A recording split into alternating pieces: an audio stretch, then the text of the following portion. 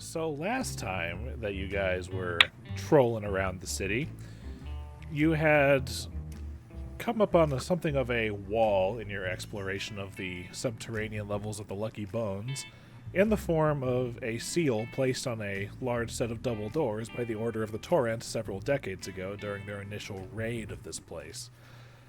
While Lictor Octavio decided to, okay, yeah, so there were cultists down there? You know what? I'll find the spell scrolls out of pocket to help you guys out. So it'll take me a couple days to do that. So during those couple of days, you were contacted by the Rose of Kintargo, who revealed himself to be Hedman Haste the Tailor, and you were asked to hunt down the whoever it was that was killing people in Old Kintargo, leaving them cut up and just slashed, bloodied, and just left for dead in the streets of Old Kintargo.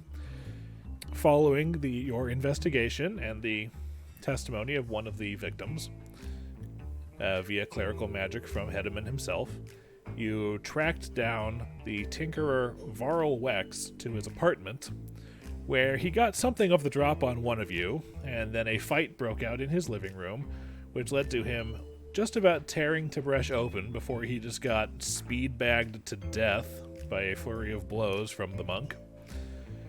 You left a note and informed the Dotari of his location and the reason for his death, and rested a couple of days, and then met up with the Lictor to receive the scrolls that he prepared for you guys, one of Dispel Magic and one of Knock. Flickie transcribed the Knock spell into his spellbook and set about in the morning dispelling the arcane lock spell on the Torrent Seal. And it was something of a difficult situation for him, as he was basically studying using someone else's notes instead of his own, and just barely managed to overcome the magical power of the lock. And then it just took Tenebrae an hour and some help from Sugtok to open the actual physical locking mechanism. And as you opened the doors into the rest of the Lucky Bones, you were greeted by very, very cold air and what sounded like a multitude of whispered voices on a long-sealed wind behind the door. And you gaze forward into a hallway of darkness. And this is where we pick up. And for those who will eventually be watching, Roger is on his way home. He was held up at work. He'll be here when he gets here. Dibs on not going down the tunnel first. Now, for those of you with dark vision, who I think is just Tib'resh, yes, you can see all the way down. And for those of you with light sources and whatnot, the light sources still give their full like a torch is like 20 foot of bright and 20 foot of dim.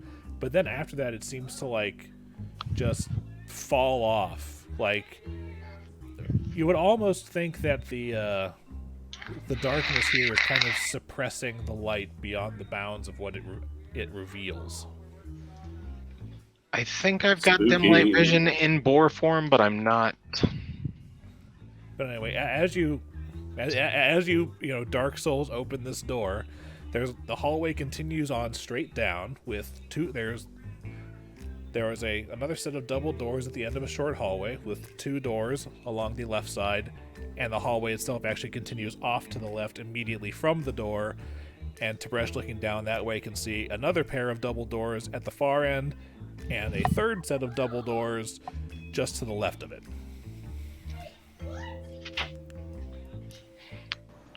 I'm sorry, you cut out for a second. You said doors in the hallway, how many? I haven't revealed on the map, but ignoring the set that you guys are entering in through now, there are 3 sets of double doors at the various ends of this L-shaped hallway segment, and 2 smaller doors on the way down the hall straight from you guys. You want to take see our tokens, my bad. You want to take this closer door, and then I'll get the further down single door to Bresh. You want to poke around in some of these rooms? Sure, but I'm gonna. I think we should stick together. Oh yeah, no. Let's all stay close together. But here, I'm gonna walk up to this door. I'll peek into this further down room, and then Flickie, yeah, just kind of hang out. Listen, I don't. Is it Tenebrae or Icar right now? Tenebrae. He Tenebrae'd up before you guys headed in. All right. And at the very least, for the time being, I am saying that Tenebrae is carrying a torch. So you guys are inspecting these 2 rooms? Yeah, I'm gonna open this door. Are you guys gonna open them at the same time, or? I actually, Tenebrae, will you look at this door and see if you can see any kind of traps? I got stabbed last time I just opened one of these things. Well, I'm glad you remembered to ask. Step aside. Let me. Well, that wasn't a trap, though. You got stabbed because there was a dude behind the door. No, I think he's talking about the door at the top of the Lucky Bones No. where you guys fought the Odiugs. Yeah, the knife door. Oh, yeah, my bad. Okay. Not the man with a knife behind a door. Similar, though they may be. That one hurt a lot more. Mhm. Tib'resh is going to listen at the doorway before opening it. All right, roll me a perception check while I roll his perception for detect traps. All right.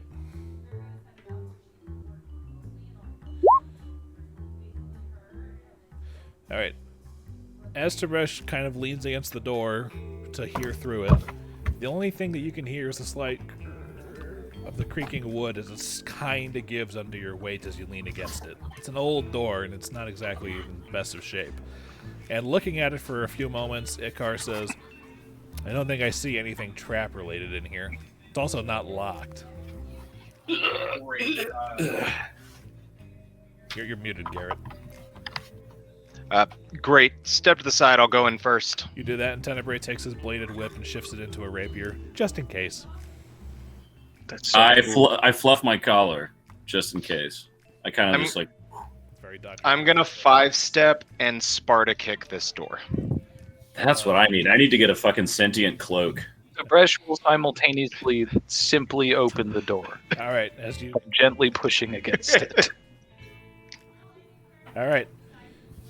Fortunately, these 2 rooms are relatively the same, but as you crack these doors open, they seem to be small private rooms for gambling.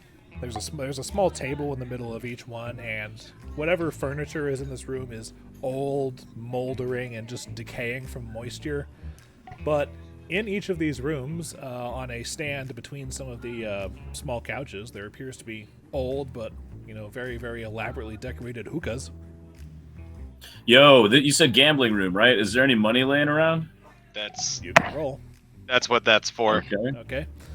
As you search your room, you find no discarded coins or whatnot underneath or in the couch cushions or anything. But you think that the hookahs might be worth something if they're cleaned up. What is the longest hookah hose rope that's there? I would say I look at him and I wink. I would say the longest one's maybe about 7 or 8 feet.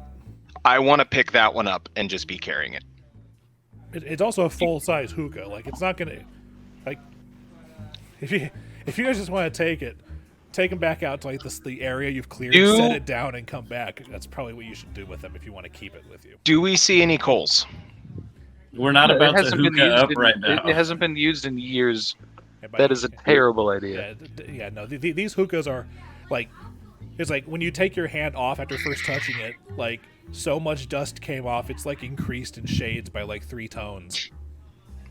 All right. No, I'm not going to do this. I'm always down to smoke something, but not this. These are some old, dusty, well decorated, but at the moment not exactly what you would call usable state hookahs. Can I? Okay, so we didn't find any money. No.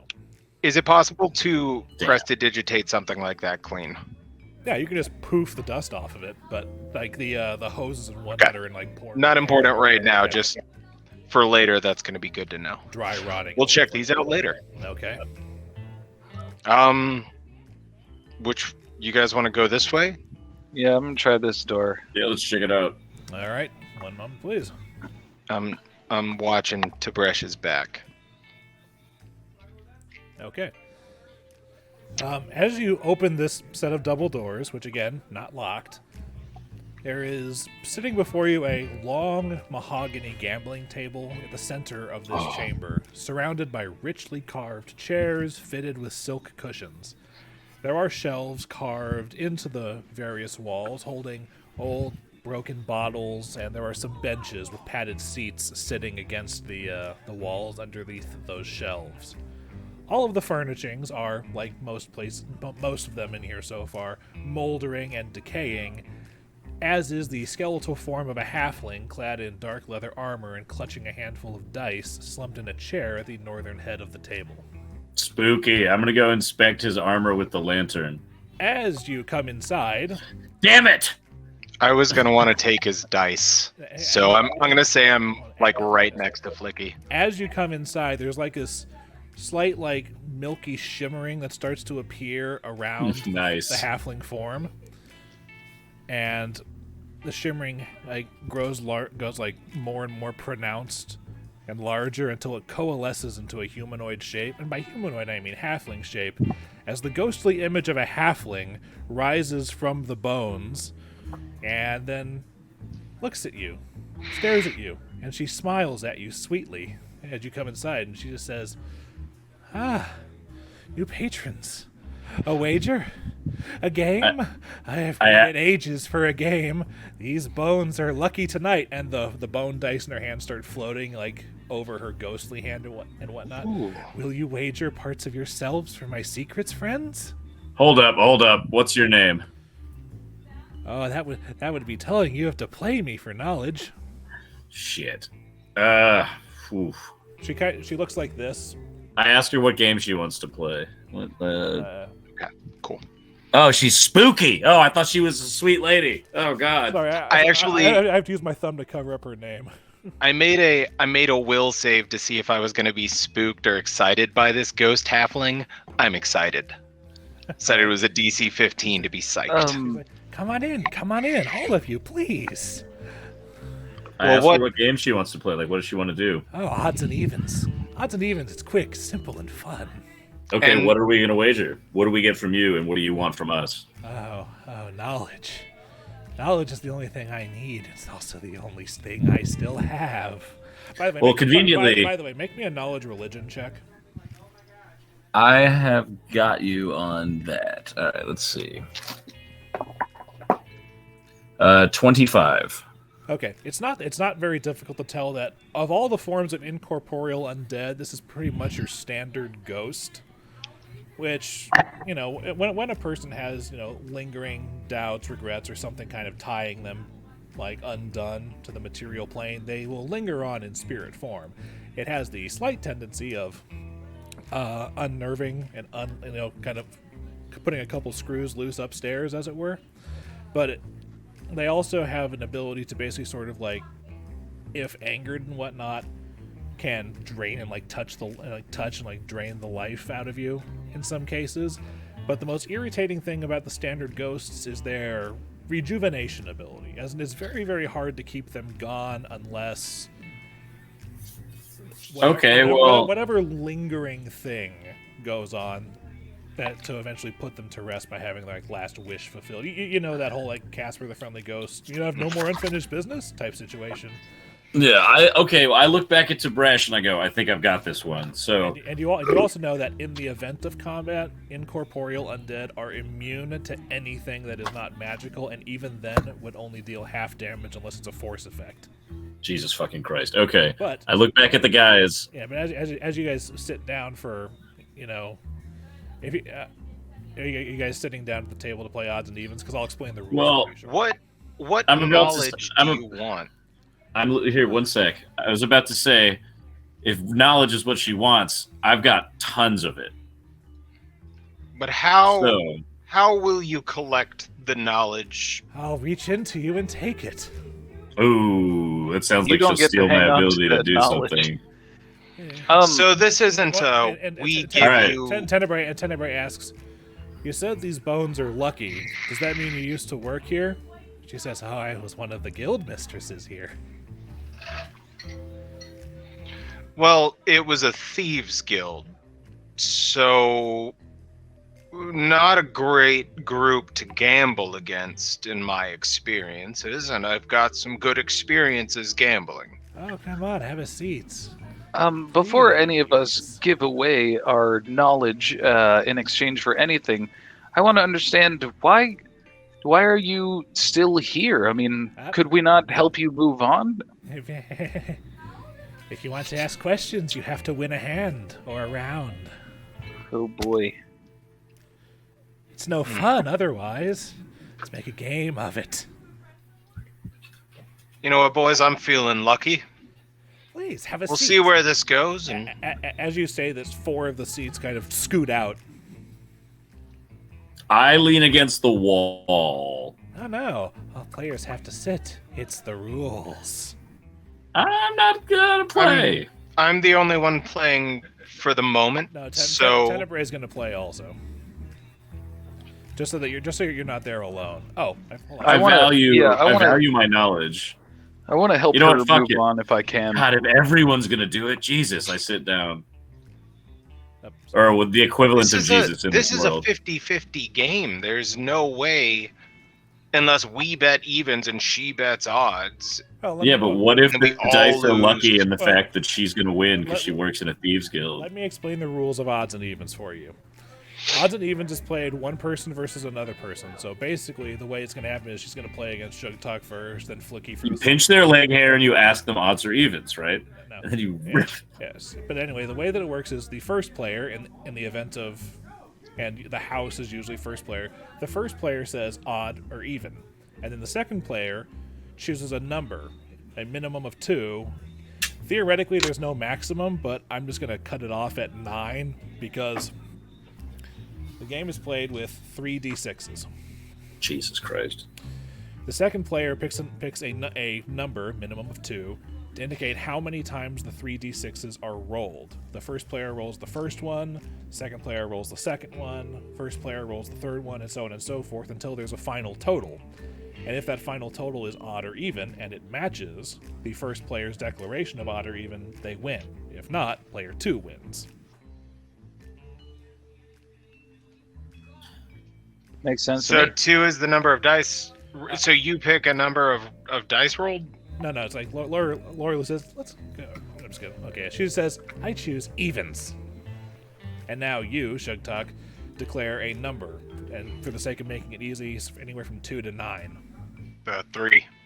All right. So she's going to roll 3d6 once, then you're going to roll 3d6 once, then she's going to roll 3d6 again for a total of the 3 rolls that you've just declared, and we'll see what the final total is. So she's going to roll it first, and I'm going to do this in the chat. And if I said 9, it would be 9d6? No, it'd be 9 rolls of 3d6. Jesus Christ. That's why I'm cutting it off at 9. You could say 98 and it would be valid, but we'd be here all fucking night. Yeah, so... Okay. So that's her first roll. Now you roll. So she got it wrong, right? No, it's the final. Yes. So once Garrett makes his 3d6. So we need this to be even to win. All right. Awesome. So she declared even, but the final total of 31 is odd. So you win. You may ask her a question. Okay. And out of character, this is one of those things where it's like, are we allowed to literally table talk in game to figure out what we should ask her? yeah, I'm not going to let you spend 15 minutes deciding it or whatnot, but just think about what would be useful to know. Right? Let's find out what she wants. Yeah, I'm thinking other than to play a game. What is keeping you, in this realm of existence? What purpose are you aiming to fulfill? And by still being here, it's cold down here. I miss the sun. I would like the dawn to kiss my bones one last time. Anyway, Okay. Enough of that. You with the hair. Nah, that's me. Damn it. Okay. But since you all won, you get to make the call. Oh, Jesus. Pressure's on. Soup's on, bitches. I'm going to say odd. I declare 5 rolls. Shit. So you make the first roll of 3d6. So I have to start with 3? It's always 3. It's always 3d6. Oh, it's always 3. Okay. Ooh, that was weird. I didn't mean to say that. Slash roll. All right. You said odds? I said odds. Okay. All right. Very well. So And by the way, and as she rolls, she kind of whips with her hand. And by the way, the dice are like finger bone dice. You know those ones that you've seen where they're Spooky, like Viking style? Yeah, like Viking style finger bone dice. All right, that's her Okay. roll. Dillon, make me another 3d6 roll. And Garrett, Do I have to do all 5? No, we you do alternate 3 until all 5 rolls are made. Oh, okay. Slash Garrett, keep roll track of the 3, total for me, will you? 6. That's 2, and we're still odd. All right. 9, 3, and 8. we're odd. Lucky. That's 4, and we're even. Whoa, is it my roll now? Yes. Yeah, you need an odd roll. Slash roll 3d6. Boom! Hell yes, that's 5, and we're even. All right. We're odd. Well, yeah, 5, and we're odd. Because odd, even, odd. So, 9, 18, 28, 38, 43. All right, so we're odd. So you win again. Very well. Okay. What do you want to know? I'm going to ask you, Tim the pimp. So, wait. Did you So when finally we notice asked what that? was keeping her here, she said it was cold down here, and she would like to feel the sun kiss her bones one more time. Yes. Why don't we ask her if she wants to come upstairs with us, and we can bring her body with us and like feel the sun? She said kiss her bones, right? This is obviously her bones. I think we need to finish the game first. Well, the game's I'm only gonna- to get information, so or lose it, which is why I want to fucking get. I would like to not lose because that means she's going to steal info from our souls. Yeah. It So would be great to not lose. I asked her what it would take for her to be okay with us carrying her body up to the sun. Such kindness from those I would have counted as prey in life. Just keep your word. When we finish, just take me upstairs. Okay, can do. Let's roll these bones. Green one, you're up. And Okay. since you guys won, you get. I like to think of it as more of an olive tone. No, like. So sorry, you said who calls it?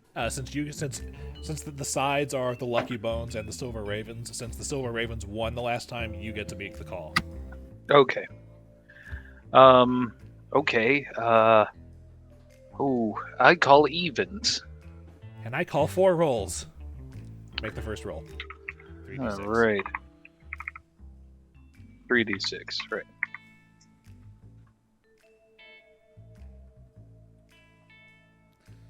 All right. All right. Odd. The dice float back up to her hand or whatnot and spin before she casts them down on the table. Garrett, you keeping track? How many? 4 rolls and 4 rolls, and we've already done 2. Tim, make the third. And Tim, what did you call? You said evens? I did call evens, yes. All right. Big money, no whammies.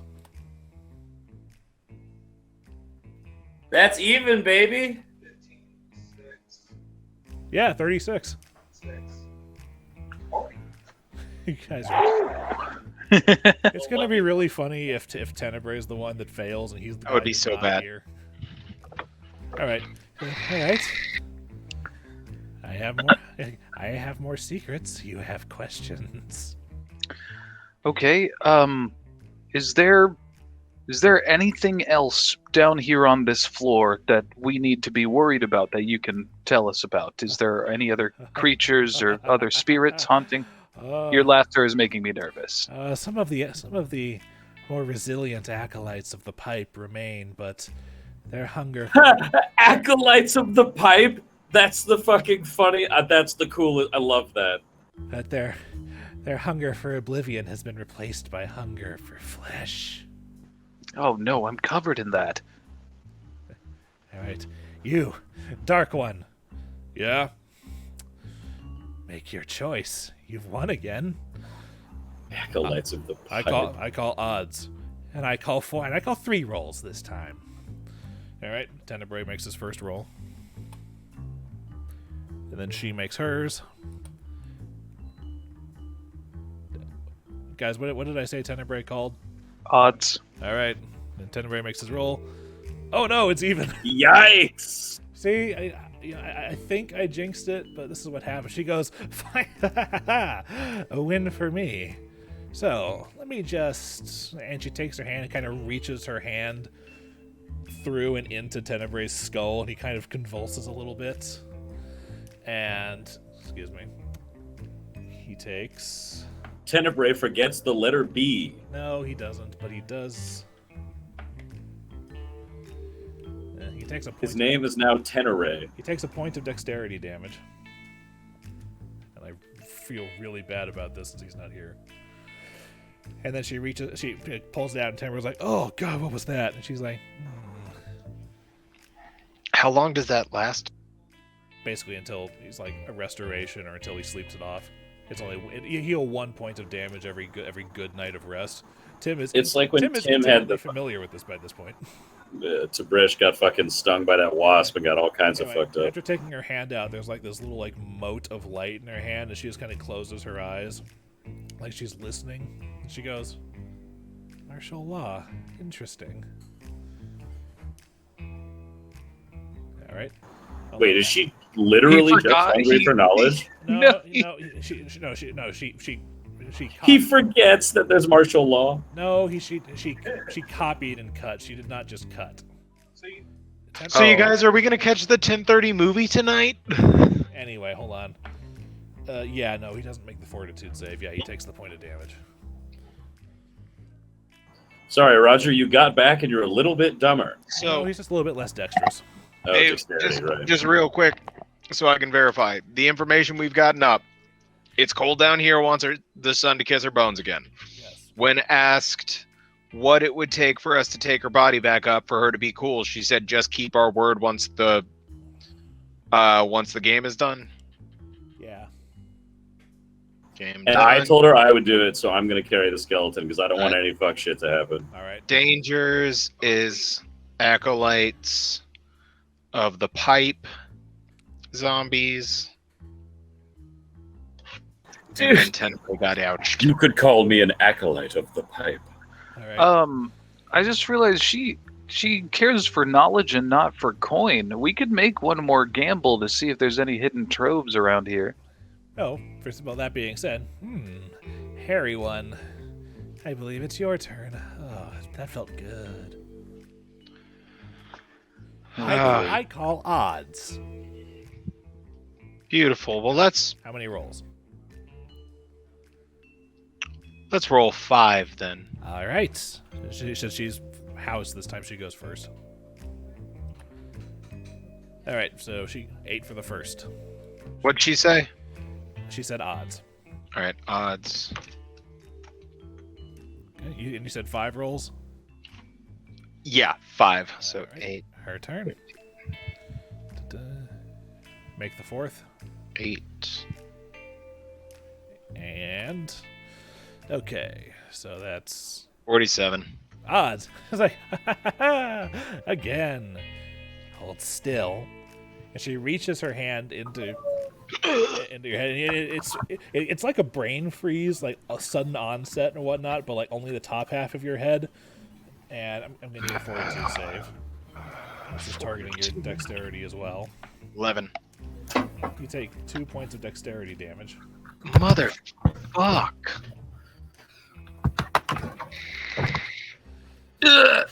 How do I do a Okay, so temporary -2. Yes. Okay. Again, another mote comes out, and she's just like, This guy's really fucked up. she's like, Wait, can I do a gallant inspiration? Hold on. Nah, attack roll or skill check. Yeah. Or skill check. Yeah. Damn She's kind of taking it in, and she's like,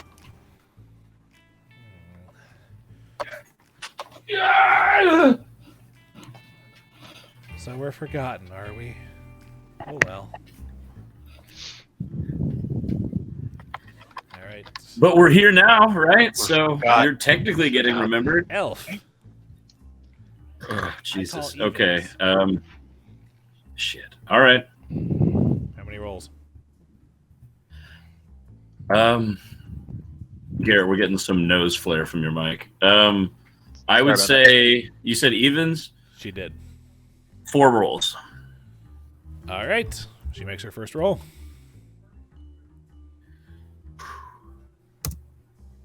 Okay, we're even. So 12, 11, 13, 23. God, give me. Come on. Shit. And I thought I was just having a bad day the first go around. What'd she call? She called evens, right? Yeah. It's 5, 7, 11, 8, right? Yes. Hold on. It's 31. Oh fuck. Okay. Yeah, right. So it's like Get fucked, ghost bitch. Oh, Oh, wait. I forgot you were supposed to Learn get how to fucking count. Okay, so then I ask her another question. go Wait, yeah, it's like- 8, it's like- 19, all right. 26. Well, Yes, I'm you're right. My bad. calculator I was off by one. Checking. Okay. I'm calculator checking all of this shit, All y'all. right, I'm cool. nervous right now.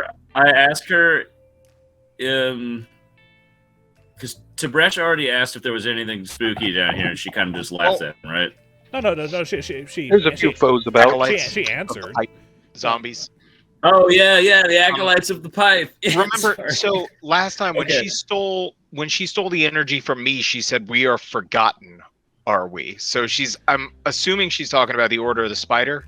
The gray spiders. Yeah. The gray spiders. Pretty much, she's just rooting around in your head for an answer. She's not asking a question. She's just. I'm basically picking what questions she's asking and what answers she's getting out of your heads. Okay, well then, I ask her. Wait, Yeah, because we really know quick. about I dangers. have an We itch know on what the she inside of wants my- us to do to get her out of here. Okay, then I ask her how many more turns is the game? I suppose the game can end once my patience ends. Because I'll give you knowledge willingly. Oh, you also know from your role that ghosts are little. I love that. Oh, yeah, they're kinda How much kooky. longer must we endure this torture? Yeah, I was like, in the nicest way possible. How much longer is this game? I will let you know that you have won 4 times, and she's starting to get a little irritated. Okay, cool. Well then, all right, Tib'resh, your turn, and I fucking slap him on the shoulder Since from you, across guys the won, table. since you guys won, you get to make the call. Tib'resh, that's you.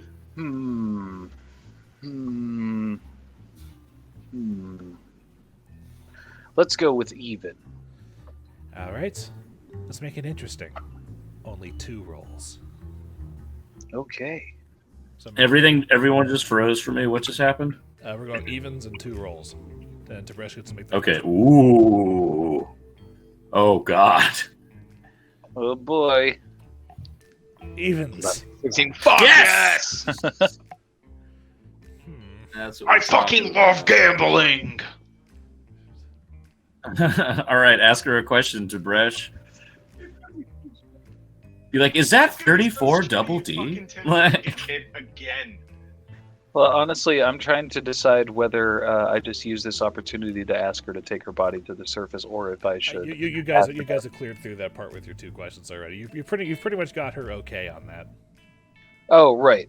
Well, in order to end the game. Well, okay. Hey, And the body slumped in one of the other chairs. she said she'd play until her patience ran out. well, hey, you. Ooh, ask her if that's her body, because it probably is, but And just sure. you saw her She- ghost rise out of the bones when you Yeah. got Yes. there. Okay. Cool. And she's a halfling, Okay, and it's alright, a halfling cool, cool. skeleton. And her ghost is wearing the same armor that's sitting there in the chair. See. Oh, okay. Never mind. Well, then, ask her what that mouth did. I'm going to ask. Hey, do you? I mean, you only care for knowledge. You don't need riches. I mean, do you know of any hidden troves about in this old gambling hall where you all used to hang out? I'm sure there's a hidden hidden cache somewhere. Oh, the vault is below us in the old tunnels, but they were flooded long ago. And I have a manta ray cape, so I can, like, fucking shoop. Yeah. Well, it may be worth a look later. What do you say we get you dusty old bones up to the surface, get you some sunlight? Oh, not yet. Not yet. Oh. Dark one. I have a name, It's Tenebrae. And I say odds. And I say 3 rolls. 10, 25, 38. She wins. No. Tenebrae's gonna come back with like 4 points of dex damage, To dude. be fair, it could be something other than dex damage, and the 1 point of dex damage doesn't exactly do much. He has a dex of 19 right now. So, okay, that's... Take the knowledge from me. I've got more. Okay, well, he takes strength damage this time, and only, again, a point of it. And that still doesn't change anything for him because his strength is an odd number, too. A moat comes out, and she's like... Showing. Tooth fairies, that's interesting. Damn, she is just skimming the bottom of the barrel, huh? All right. Just catching up on recent events. All right, so that makes it her turn now, right? Yeah, because she won. Yeah, I feel honestly guilty about this, but... Yeah, I feel like bad right Well, now. to be I mean, it's the computer like- rolling the dice, you know? Good night's sleep, he'll be okay. And yeah, it's Yeah, look at the exactly. chat log, bro. I'm sorry. Exactly. Anyway, you guys have won 5 now. Yes. Yeah, there was a little bit of like rising irritation after that next win, but Sugtok, you're up. All right, so Isn't real it? No, quick, she won, didn't she? No, We- Tenebrae just went. We're going around. we've won No, 5 Okay. Yes, total. so far, yes. So the first we asked, "What's keeping you here?" The second was, "How do No, we?" at this point, we're just trying to finish the game. We don't really. We've gotten what we wanted out of her, and she's just pulling what she wants out of us. Well, to be fair, you guys can still ask her whatever you want. Yeah, no, I'm trying to figure out what we know so I can ask her something that's good for us to know. Dangers in the tunnel is the zombies. Trove is under us, but flooded. What was the 5th thing that we asked her? Your first question was, how can we put you to rest? Your second question was, is it okay if we take your bones upstairs? Then you asked about dangers. Then you asked about, what was the 4th thing? Oh, Treasure troves, right? no. The trove was the thing Tib'resh just asked about. Dillon, what was your most recent question for her? We just. I asked her if we could take her bones upstairs, and then I asked her how long the game was. Yeah. Oh, yeah, how long the game was. It's until she loses her patience. Part of you seems Okay, to- there we filled in the missing time. Patience under us flooded. Yeah, 3, 4, 5. Cool. And at this point, you started to realize that her patience gets lessened every single time one of you guys wins a round.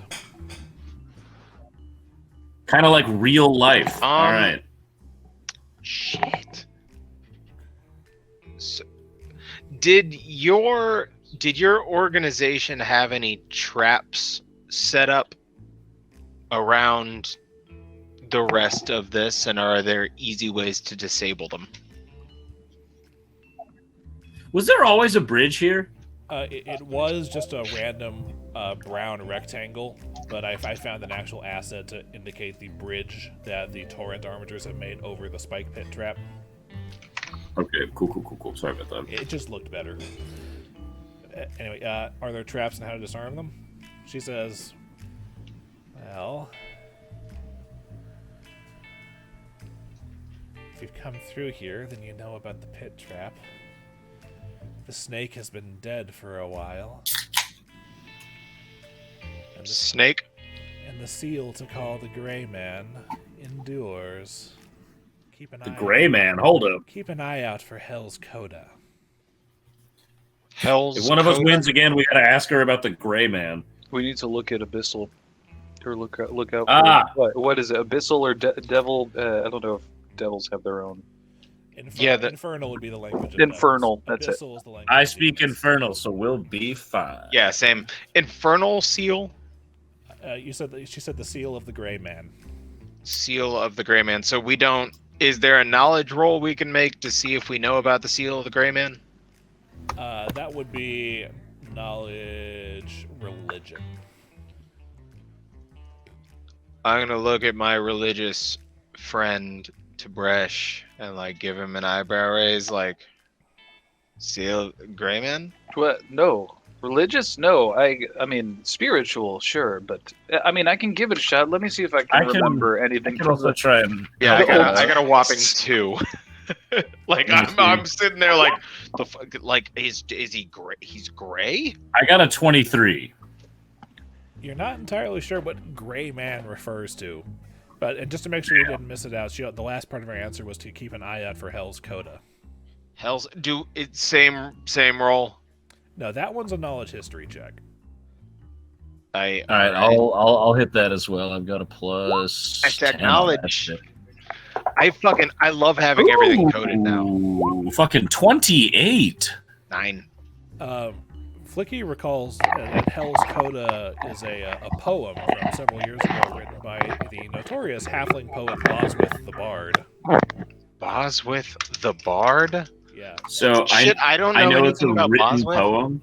You know something about Boswith. You know that possession of his works is one of the things outlawed in one of the recent proclamations.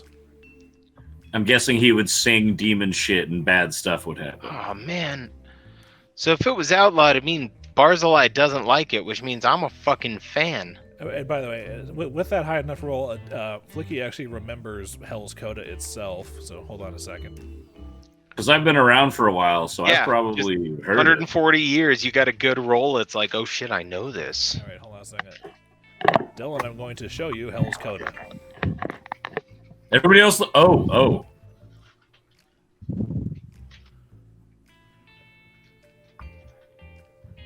So she's telling us to watch out for these written pieces of paper? She said keep an eye out for Hell's Coda. Wait, give me 2 seconds. Let me read this real... what do you know, bud? Well, I guess since I know it, I can read it out What's loud going then, on right? in that big brain of yours there, Yeah. my ancient brethren? All right, so I like seeing it on this. my mother and glass. father used to remind me about this. They so it says contract terms are by the book, crooned the devil to the crook. If you change them, I declare I must know if you're playing fair. In yon vault your papers lie, crowed the crook in swift reply. Doors locked tight by magic words, speak the phrase so it is heard. Moonstone, moonstone, ruby bright, open turquoise malachite. As the devil voiced the phrase, to the vault he cast his gaze. When his back was full displayed, canny crook plied silver blade. None shall mourn your foolish death, voiced the crook with victor's breath. Devil's single greatest flaw, doubtful wits entrenched in law. Right now. So moonstone, moonstone, ruby bright, open turquoise malachite is, if I remember correctly, linked to this. That's how we get into the vault, I Turquoise think. Malachite. Because this is all making sense. All right, I have shared the handout with you guys in the journal for going forward. Dope. Okay. So that was Sugtok's turn, correct? Hell yeah, that was a good round. And that was All right, knowledge, let's Flick. and that was 6. And she seems irritated that she seems like she's starting to seethe a little bit. Hey, whoa, man. Can we calm down, please? I slam my hands down on the table and cut him off and yell, odds! Odds, eh? 5 rolls. All right. Okay. At this point, I'm like getting into it because I'm like, I want to know more. This is getting interesting. All right. 9. 9. All right, Garrett, keeping track. I'm on it. All right. Her turn. 4. Oh, put it back and better. make your final roll. Thank you, baby. You're the fucking greatest. You're the light of my life. Garrett, Jim. Garrett, Yeah. you video muted, not audio muted. Oh, Whatever, sorry. you're good. My wife just handed me coffee, and I was really fucking excited about it. We figured. Anyway. And I was trying to be over the top, like supportive. All right, so we got 9, 25. 16, 26. No. 9, 16, Wait, where the 26, 33, 45. That's odds. I win. Yes, you do. This is your. I'm sorry, man. I had like 9, 4, and 17, so I don't understand where the numbers I got even came from. It's a thing. Unfortunately, that's why I'm doing mine in the chat also instead of in my dice tray. Hell yeah. All right, so then I ask her. Oh shit! I had something good I wanted to ask. I'm so hyped right now because we're not taking fucking stat point damage and we're winning games. How do we get to the vault? Nice. And no, I ask: is the phrase to open the vault the whole ruby turquoise, the stanza from the thingy? You know what I'm trying to say. You're a clever elf, aren't you? Oh, did I get it right? Did I figure it out? Pretty much, but from the irritation in her voice and whatnot, it actually seems like she's about to pop. Oh, good. Somebody else went around. All right, Tib'resh, go. Did she tell us the route? No, Dillon. Because that was a question. Dillon changed his question to: is the vault thing having to do with the moon, with the gemstone? Yeah, I changed it to like, did I get it right? Is the gemstone stanza the word so vault? And turns out it was, I think. All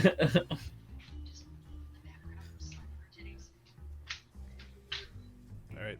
Hey, what's up? I tried to hide the screen, but you know what? Later, I naters. don't have any fucking thing that's useful for this. Can I? Whose turn is it? It's Tenebrae's? It's Tibresh's. It's Tibresh's. Before Tib'resh starts, can I try to like diplomatize her and just like try to calm her down a little? No, she's Dude, she's the crazy ghost. No, let's just keep going. We have to beat her at her own game. Okay. Because the only reason she exists on this plane is because of this game to seek knowledge. Roll them so bones, if we beat her at her own Tib'resh. game and carry her bones upstairs, like, yeah, let's do this.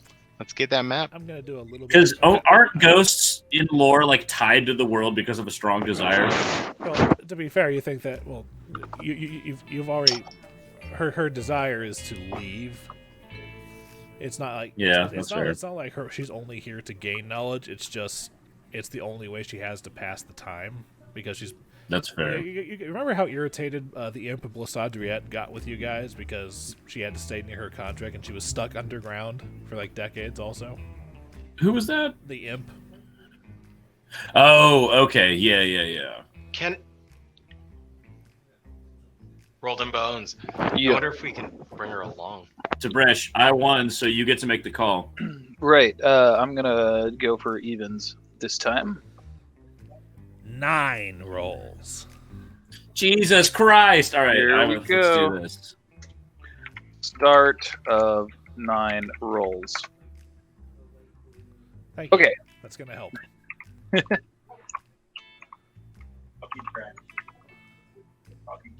I'll keep track. I'm on it. Didn't make the first 3d6. Wait, what did we call? Odds or evens? Evens. Evens. 11. Oh, jeez.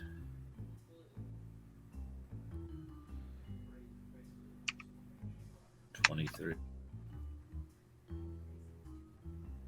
38.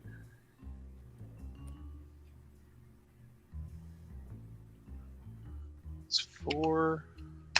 Here comes 5.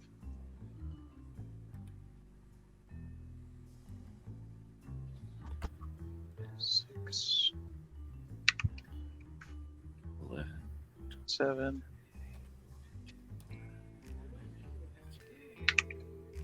8 and 9. 90. It's 90, baby. Woo! 3 in a row. Tib'resh sits back and looks quite proud of himself. She's actively seething. Like, What do you ask her before she explores? Route to the vault, right? Ask her if she'd be cool with us We taking already her know that upstairs she now. is. We need to know how to. No, get but I mean No, now. no, like, let's right now. let's I don't want let's to do it let's first. finish the game like we said we would. make me a sense motive check. That's Brett. fair. Oh, she said keep your word. Because now we know the phrases how to 37. get in. Tib'resh, even through the inherent crazy haze of being a ghost, you see that gleam in her eye that seems to be accusing you guys of cheating. What? I see that look you're giving me. It's I don't appreciate. Aren't we using her dice? We're using your dice.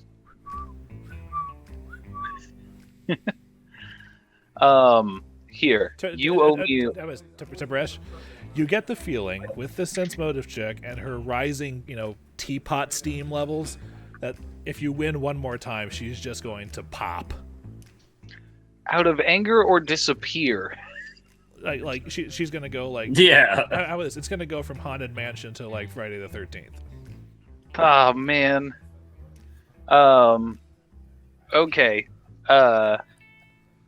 I grab her bones and start running. That would switch her hostility full on. Hang on, she still owes me one question. If she's a proper gambler, she's gonna hold true to it. Ask her if she thinks we're cheating. Tell us the route to the vault, and we will take your bones up to see the sun. It's not a question. It is. It's not a question, but she's pretty mad right now, and I just won her game. Maybe a proper exchange of knowledge. The vault lies below in the old warehouse. A secret entrance lies in one of the warehouse pillars. That's good to know. Keep your word, cheaters. Whoa, cheaters! Hey, listen. You know what? She's been stuck down here for a long time. I'm going to give her the benefit of the doubt. I promise you that we didn't cheat, and we're going to keep our word. I am going to gather up her bones. Okay, basically, luckily most of it's kind of fallen inside the leather armor and whatnot, but you basically just grab her and all of her stuff. Wait, Tib'resh, before you go, I grab the bones because I'm the one that said it, just in case. I don't want to fucking... Because she said keep your word when I promised her I'd bring her Flickie, bones upstairs, so I'm not playing that ghost before shit. we go, may I ask your name, friend? We've gambled together. We are friends now. Guildmistress Lorelou. Guildmistress Lorelou. Wait, I thought we already knew her name was Laura Lou. Luke's been calling her Laura Lou the whole time. I may have let that slip out of character. I never actually introduced her in character. Well, Guildmistress Lorelou. When we take your bones up to see the sun, will you be moving on to the next plane? I don't know how it works, but I hope so. Would you mind if I hold on to your dice to carry on your legacy?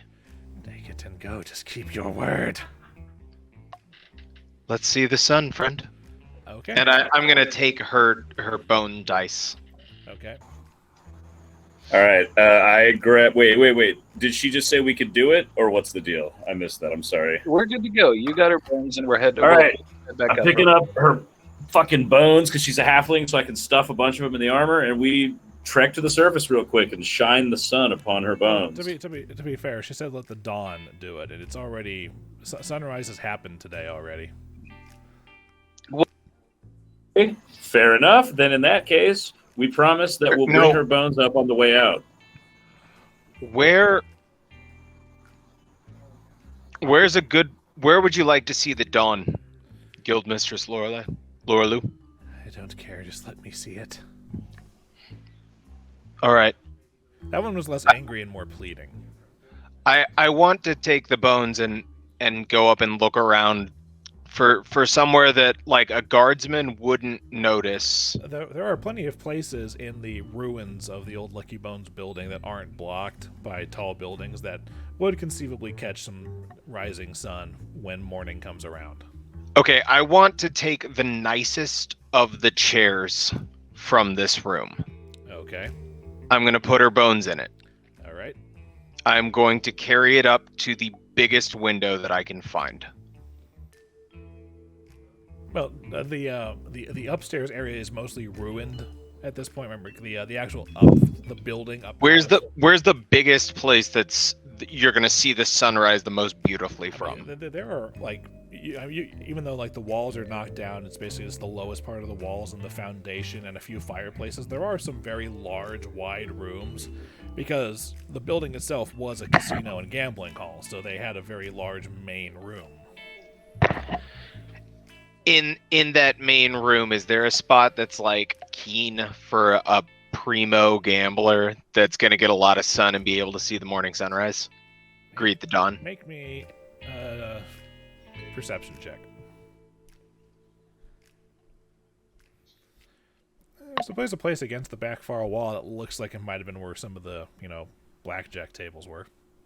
Guys, I think this is a good spot to set the guildmistress so she can see the dawn, or have the dawn greet her and see her bones. What do you think? Sounds good to me. Sounds good to me, but I also just take out a piece of charcoal and I just draw a little dick and balls on her skull. No. I'm not gonna. Yeah. I'm not gonna we're let not that doing happen. that. Okay, I say I totally was lying. I'm totally, absolutely not going to do that. And then as they're walking away from the bones in the chair, I totally lean down and do it anyway.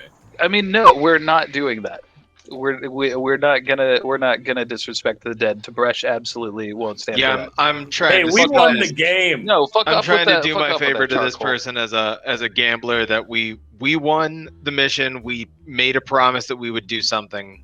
I want to do that thing as beautifully as we can. Yeah, That's fair. Tenebrae chimes in with, we know that these bones are actively haunted and you want to fuck with them more.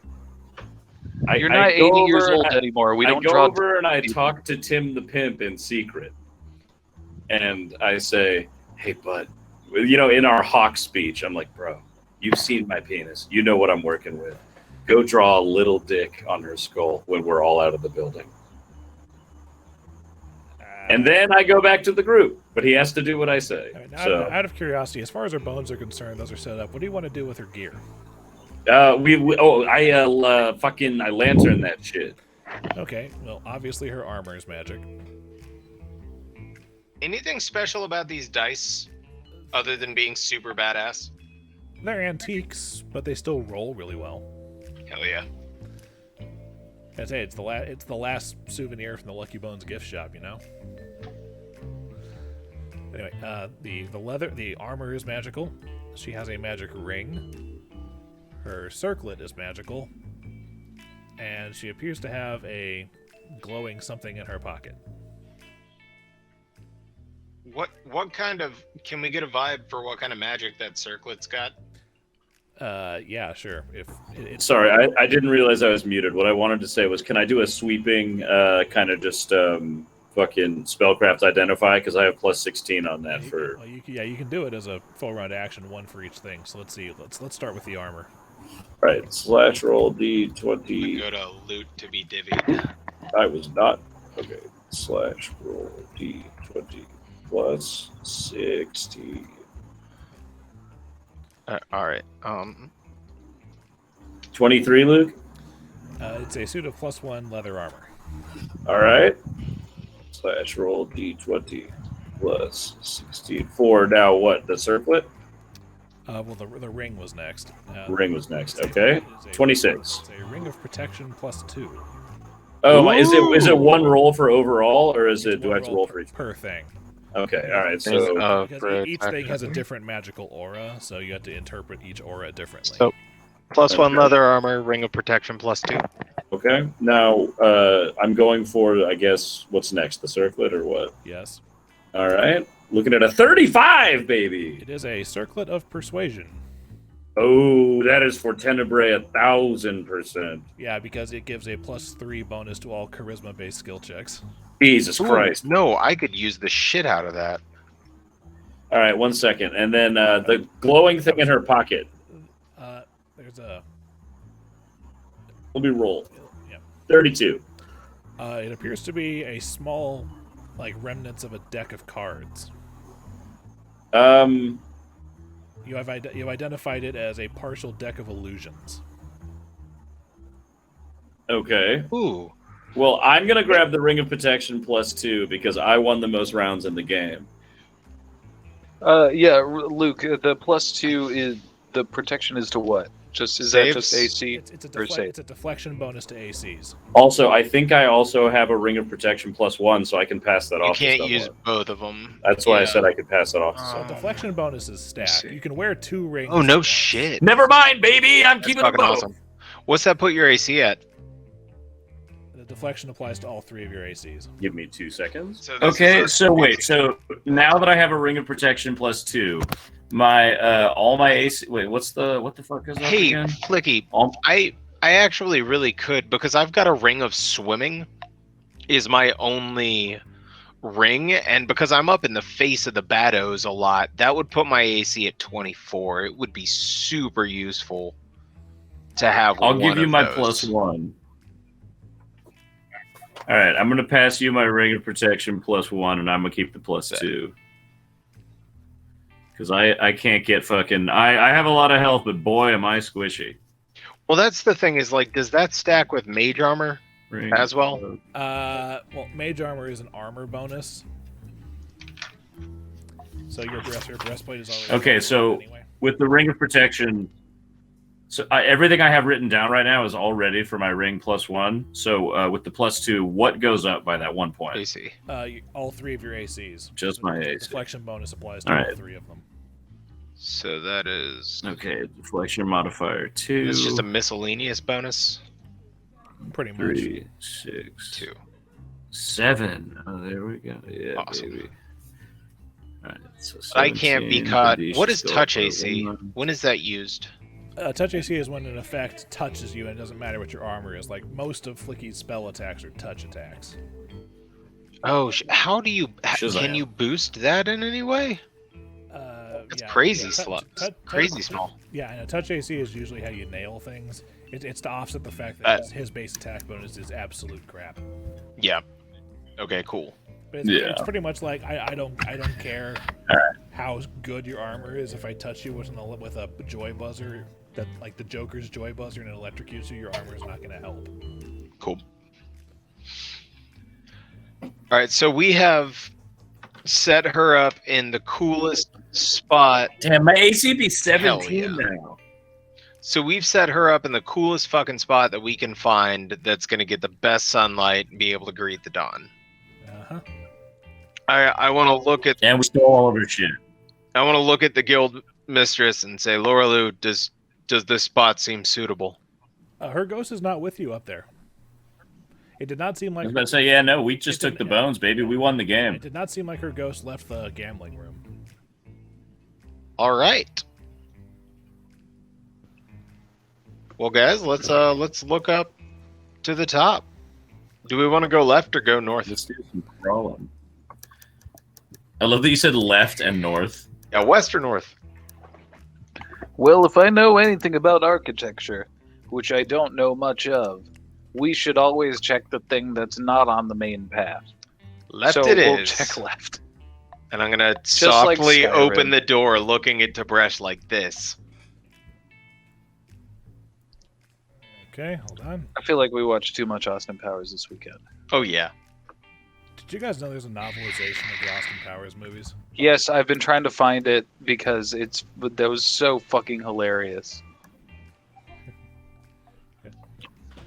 I love the I part don't- that just said, "That's groovy," said no one, because it was not. Yeah, that was pretty good. All right, as you come in, this oval-shaped chamber is dominated by a 20-foot deep pit. There are narrow ledges, only about 2 feet wide and slanted toward the pit, running along its edges.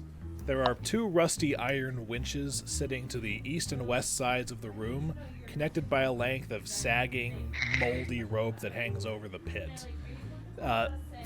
Thick growth of pale yellow fungus grows in the pit, covering what appears to be the bones of a long-dead giant snake. The fungus has reached the central portion of the southern ledge. Those little white marks are kind of an indicator of that. But it has not grown that high on the northern side.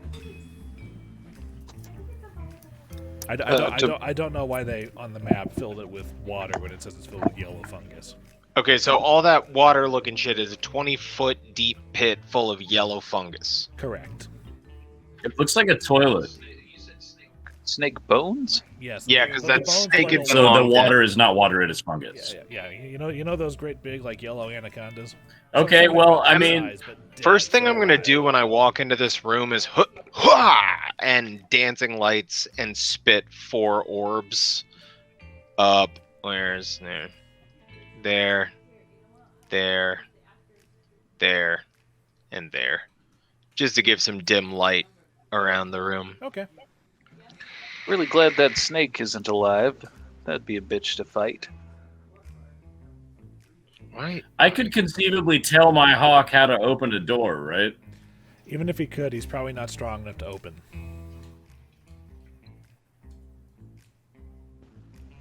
Hey, Sorry, everyone just froze and went super speed for 2 seconds. I was thinking, what happened to that? The hawk is not strong enough. Did you hear my question? Yeah, I heard. The hawk is not strong enough to Damn. open doors. Looking at this ledge, does it seem like it's something I could shimmy across if I try to stay close to the edge on like Tomb Raider? Yeah, it's like every single video game where you have the option to sidle. Yeah. Okay. Do we have any rope, guys? And I'm gonna. All right, I'm gonna reach into the bag of holding and pull out the rope and tie it around my waist, just like tie a safety line, and I'm gonna toss it to Tenebrae because he is the closest, and say, Are you sure you want me to have that? well, you and Tib'resh should be able to manage, and I'm gonna start I shimmying. think Tib'resh himself should be able to manage without me. yeah, I got it. Yeah, I just Yeah, Tib'resh You know, is a I big thought boy. maybe- For the record, this is a dumb idea. Go ahead. maybe I could include you. More hands on deck's probably not a bad idea, and I'm gonna start shimmying Hold across. on. Tenebrae says, hold up. Since we've already encountered one pit in this place and it was trapped, let me take a look at it first. Yes, that's probably a good call. And I'll step back and let him do his thing. I mean, why would there be a dead snake down it? Well, I guess this was a pit designed for people to fall in, huh? Yeah, possibly. Tenebrae looks down and says, Whoa, my God! yeah. Well, I can definitely tell you that the thing that's over the other pit isn't here. Well, Tib'resh is going to make a rough guess at what the yellow fungus is and what its properties are. He has no knowledge of it whatsoever. Dungeoneering. 19. Are you Ooh, trained- you know, are I you could trained also in it? try that. I am not, actually. No. And you're just like, One fungus. sec. Let me roll as well, because I am trained in that shit. You said dungeoneering? Yeah. 30.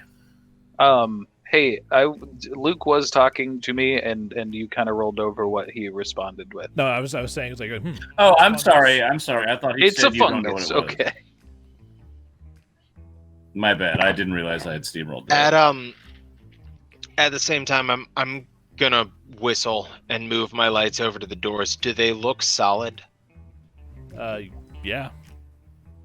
Flickie, that spell you've used that allows you to launch a weapon from your hand across a room at great speeds. Okay. In answer to Flickie's dungeoneering check, yellow mold is Yeah. not just mold that is yellow. Yellow mold is itself its own, subterranean hazard. It has a tendency to release clouds of poisonous spores when disturbed. Oh, I'm glad the barbarian trap finder isn't how we discovered that. Thanks, He guys. does know that, Appreciate your he knowledge. does know that fire destroys it, and sunlight renders it dormant.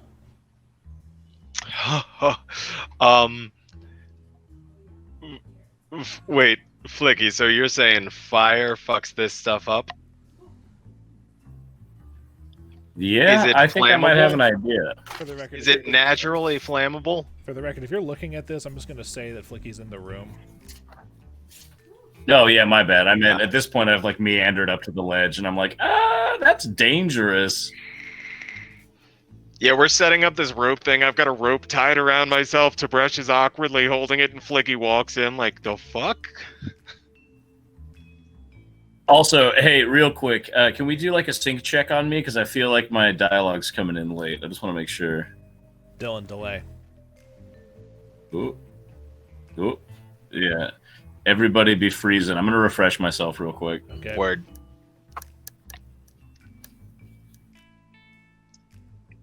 So is it naturally flammable? Oh, it's like about as flammable as dry, rotten wood. So yeah. I mean, it's not like the fire would spread. Okay. I'm back. Can you guys all hear me and see me all right? Dillon, delay.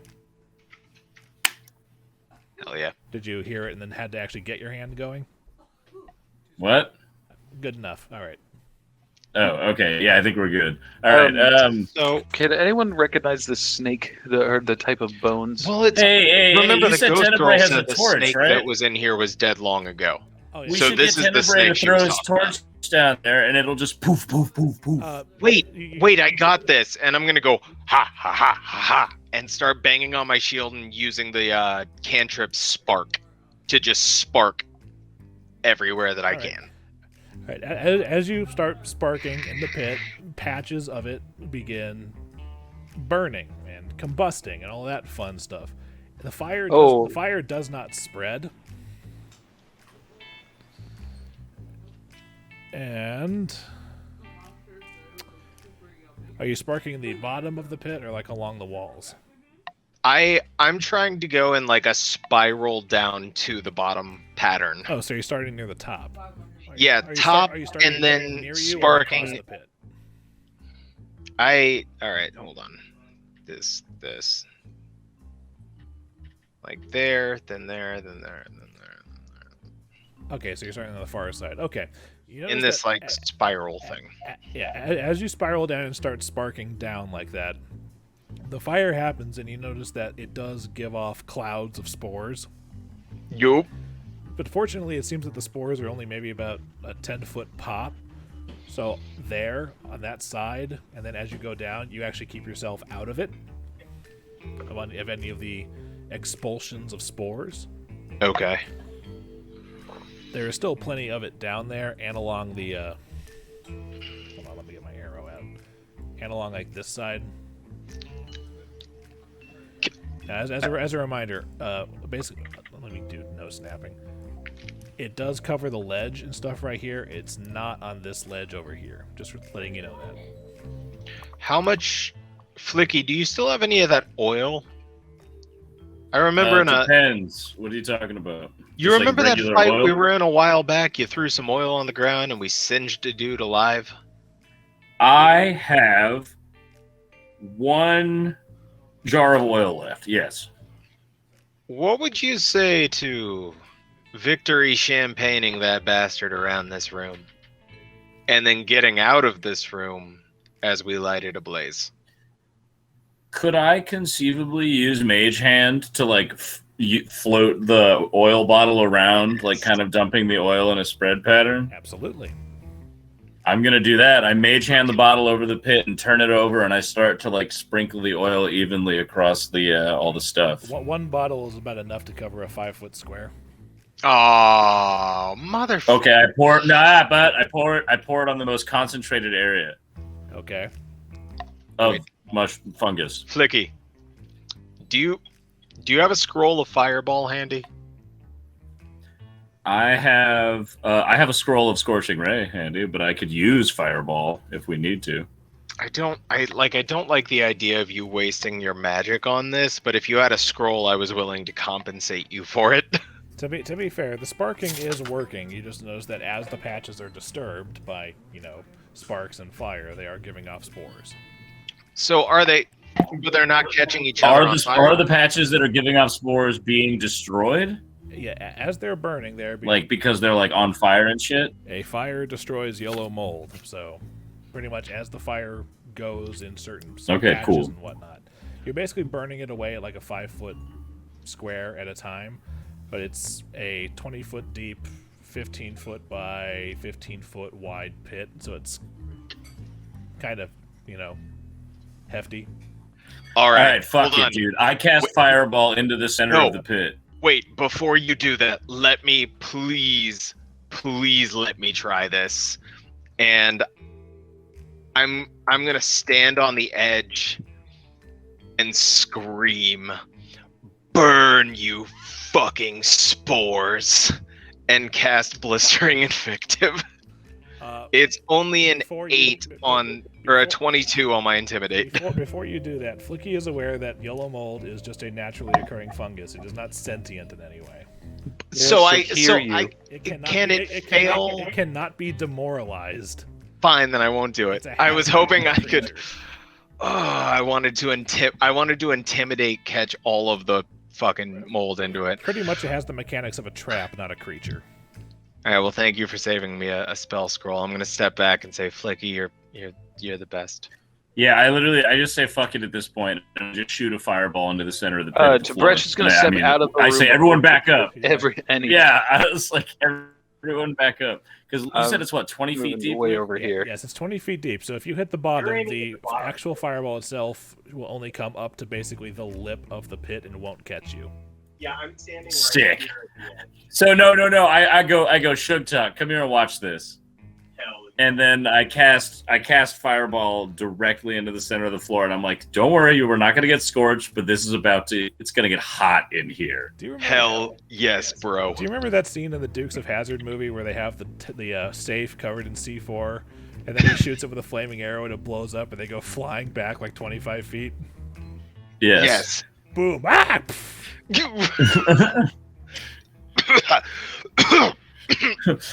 I look like the Home Alone guy after he gets electrocuted. Like all my hair is like frizzed out, and I've got like soot everywhere. Exact same. And I'm just like, bro, wasn't that nuts? I spit up just a little bit of blood, and I put my hand on Flickie's shoulder and go, "Fuck yes." Tenebrae says that seems excessive for fungus.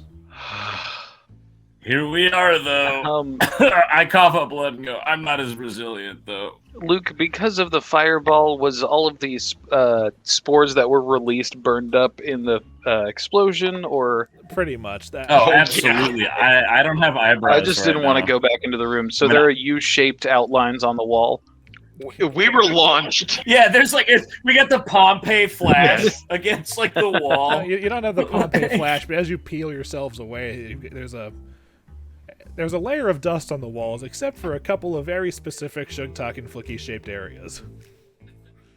That's hilarious. It's like the cartoon, like running through the wall pose. Choice usage of magic, bro. We've got to.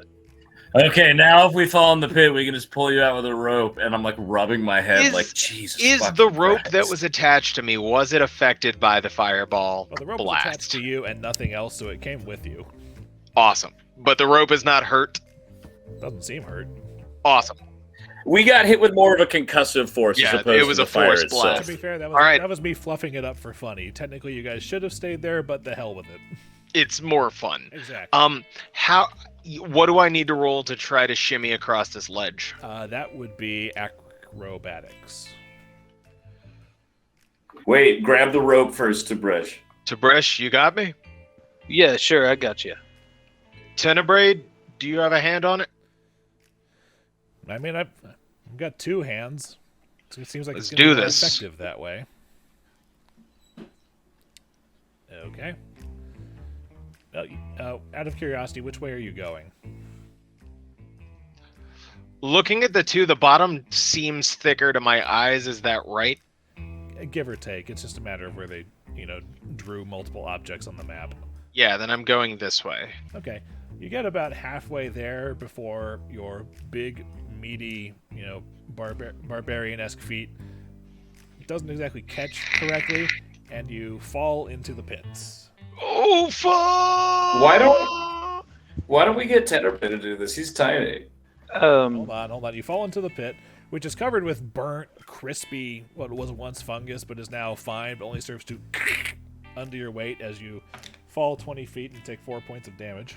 Wait, Well, but my bros have the rope. Can't they catch me? Yeah, can we attempt to prevent him from hitting the bottom?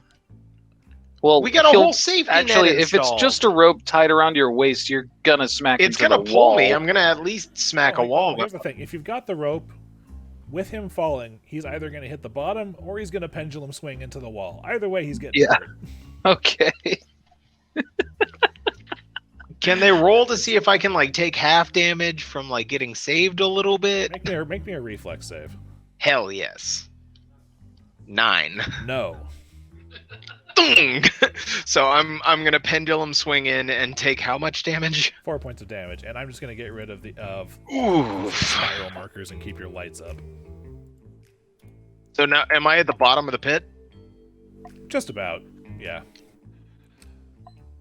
Hey, Well, you're hey, Flickie. What's poppin', G Unit? You got Hand of the Apprentice prepared today? Yeah, but it can only throw weapons and nothing more than a certain number of pounds, so I can't pick you up. No, it's not for me.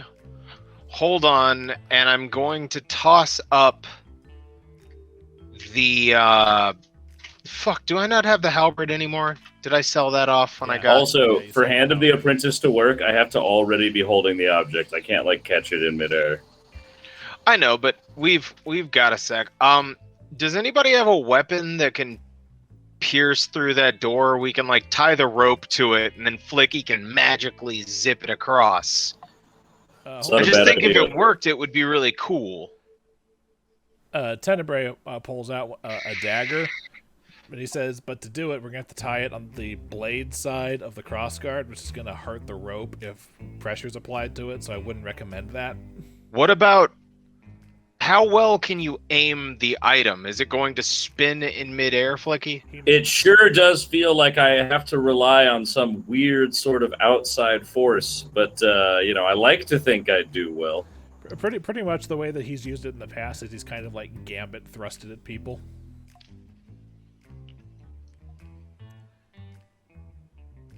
All And right, it's so been sick as fuck.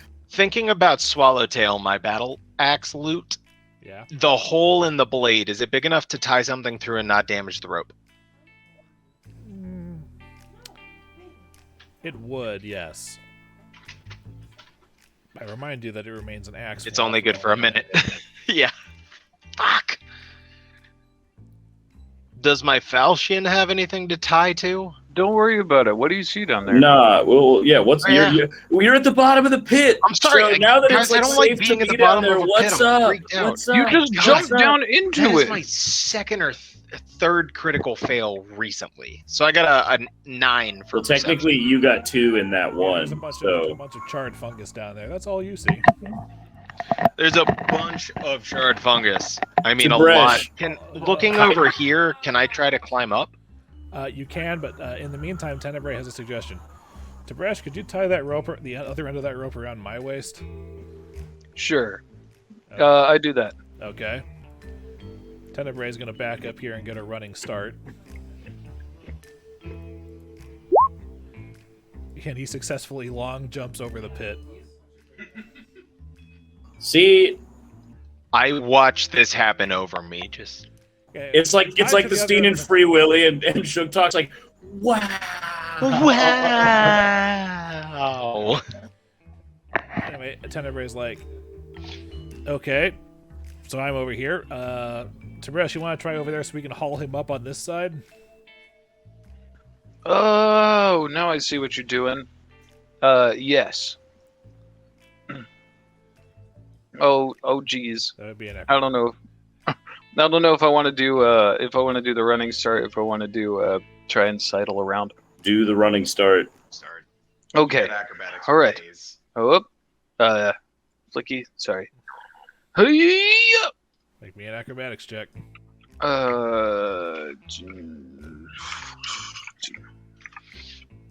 Shoot, I can't remember what the total is. I want to say 7, 10.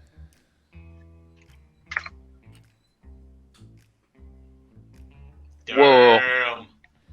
Tib'resh You does a somersault yeah, I was about to in say- the air. I was about to say it's like triple bump. it's like the gymnast at the Olympics.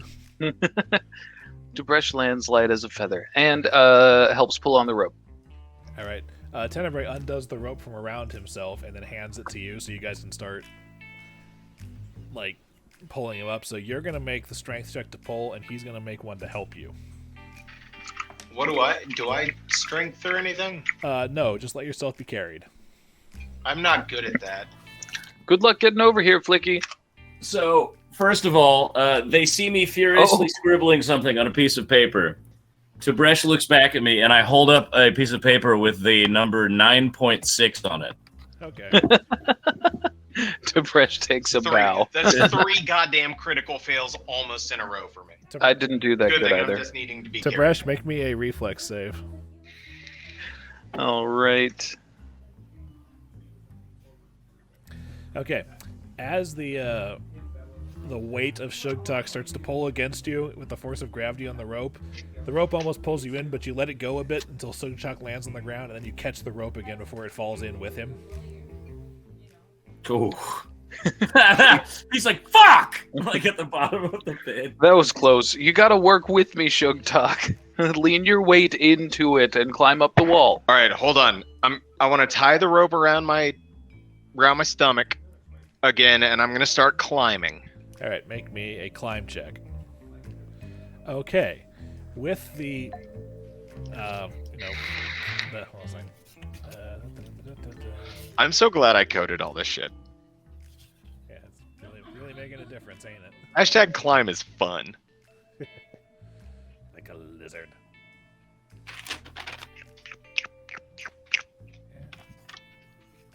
All right. Hey, you said I also know knock now, right? Yeah. You copied knock into your spellbook. Sick. Wait, what level is that fucking spell? I can't wait to start using our merchant lords to teach Flickie the dopest, most forbidden magics. Man, I got Dispel Magic. Man, fuck yeah, dude. I was like, All right, well, I'm double checking your climb check. Hold on.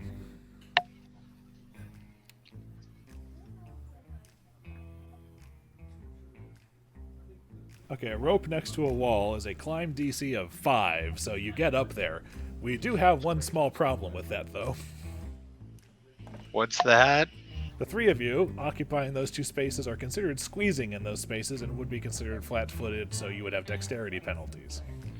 Can I just hang on the edge like a kid about to pull himself up over the pool and like, can we open that door?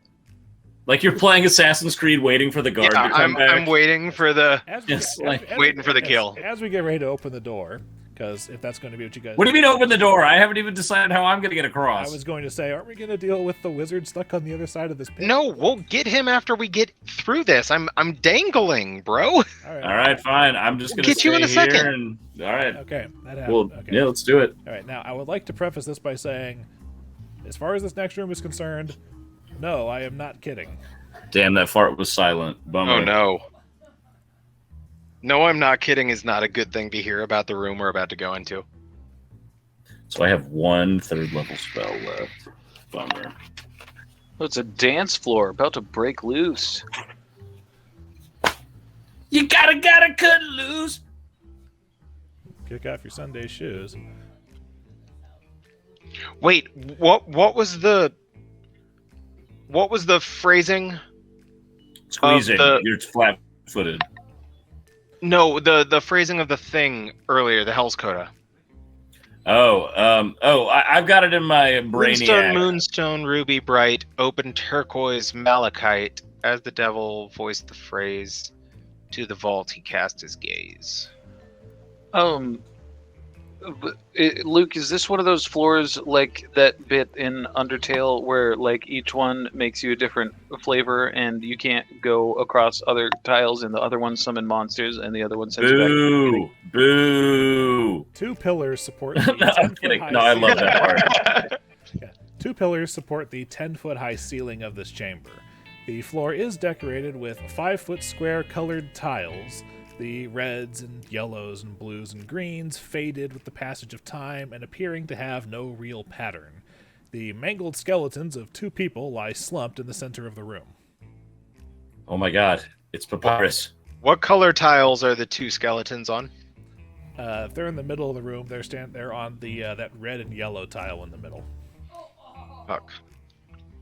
Sorry. Well, do you guys want me to squeeze up with you, or do you want to walk into that hell chamber? Hey,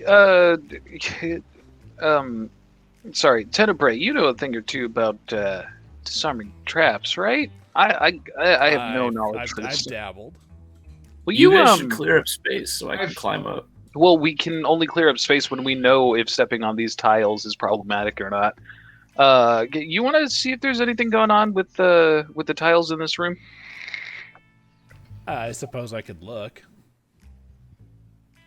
Or actually, is there a nearby rock or cinder block stone or something that has a decent weight? Not of the size you're thinking of for what I think you're thinking of. Damn it. Okay. That's the DM saying no. You guys, I can't hang up. I can't hang on here much longer, and I'm gonna start trying to pull myself forward, and I'm just gonna collapse through that door onto odds down, evens up.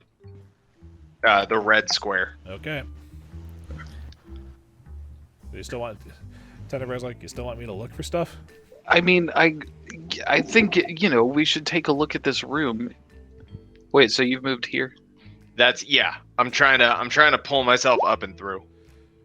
Tenebrae looks around and says, I don't see any tripwires or anything, and you didn't feel the thing, collapse a bit under your weight, did you? No. Okay. Then no, I don't see anything here. Oh, well, okay, cool. I'm gonna, Tib'resh, fully confident in his friend's advice, is gonna inspect the skeletons in the center of the room. Is that the path you take? That is the path that I take. Okay, as you Just straight there? As you step from the red square to the green square, Tenebrae and Sugtok notice this as you kind of step through. So actually, as you're here, something on the wall seems to move and shift out in your direction. Ugh. And this thing pops on out. Motherfuck. Man, sure would be nice if we had a whole ass Flickie. wizard over there to help out. No, Flickie, you know what's good? What's the range of your magic missiles? 120 feet? But the issue is I don't have a direct line of sight to my target. This thing, You should be able to see through. If you come up to right diagonally up one, I was about to step back and try to get you across. this squat beast is as wide as it is You should tall. be good. It's You strange, it motherfucker. is strangely symmetrical. It has So we three- got a chode monster. It has 3 arms, 3 legs, Oh, it's called 3 the eyes, Tim Roberts. and 1 huge mouth. Looks like this. Ah, This is the third evolution of the Real Monsters monster. I was you guys thinking ever that- think about fucking that thing? Because I think about it a lot. So it comes out All right, never mind. Fuck me, I guess. with a surprise round and tries to attack Tib'resh. Excuse me, while I find out where my d20 went. Where's your attack? Flickie, what All level right. do you get fly? 15. I have fly. It's- Oh, wait. it's a 15 level. versus touch? No, 15 versus your AC. It doesn't. Oh, I thought it was surprise, so... Either way, I don't think that. If No, it's it surprised, doesn't. It'd be flat-footed, but no. Right, flat-footed. Right. It does not meet it. Yeah, he knows fly, but I don't think he has it prepared today because it's a 3rd level spell. Because he has dispel magic and he. Oh, I do have it, yeah. I'm saving. I have a lightning bolt in the can. This is a good argument for scrolls of fly in the future. But that being said, this is where initiative happens. Time to roll, baby. What's my Right. initiative bonus? Was it like So 3? for Yeah. yeah, I need to. Can we take a Yikes. quick pee break before we do this battle? Because I am about to wee myself. All right, everyone good? Yeah, I'm here. Can we do a delay check real quick? Because I want to. Oh man, are you kidding me? What?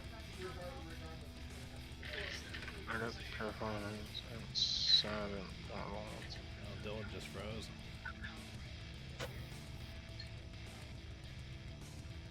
God damn it! Next level is when it becomes a move action for me to activate Raging Song. Yeah, level 7 is when a lot of fun things for classes kick in. Okay, Yeah. sorry. Can everyone? I think my internet's being funky right now. Can you guys see or hear me right now? Yes. All right, groovy. Let's do it. Okay. You know what? All right. So initiative happened. The surprise round happened. So Tenebrae goes first, and Tenebrae is going to take his bladed belt. He's going to shift it into a rapier again, and he's going to spend his time moving over here and take his whip out with his other hand, and that's all of his actions because he trades his standard for another move to draw another weapon. Sugtok, you're up. I'm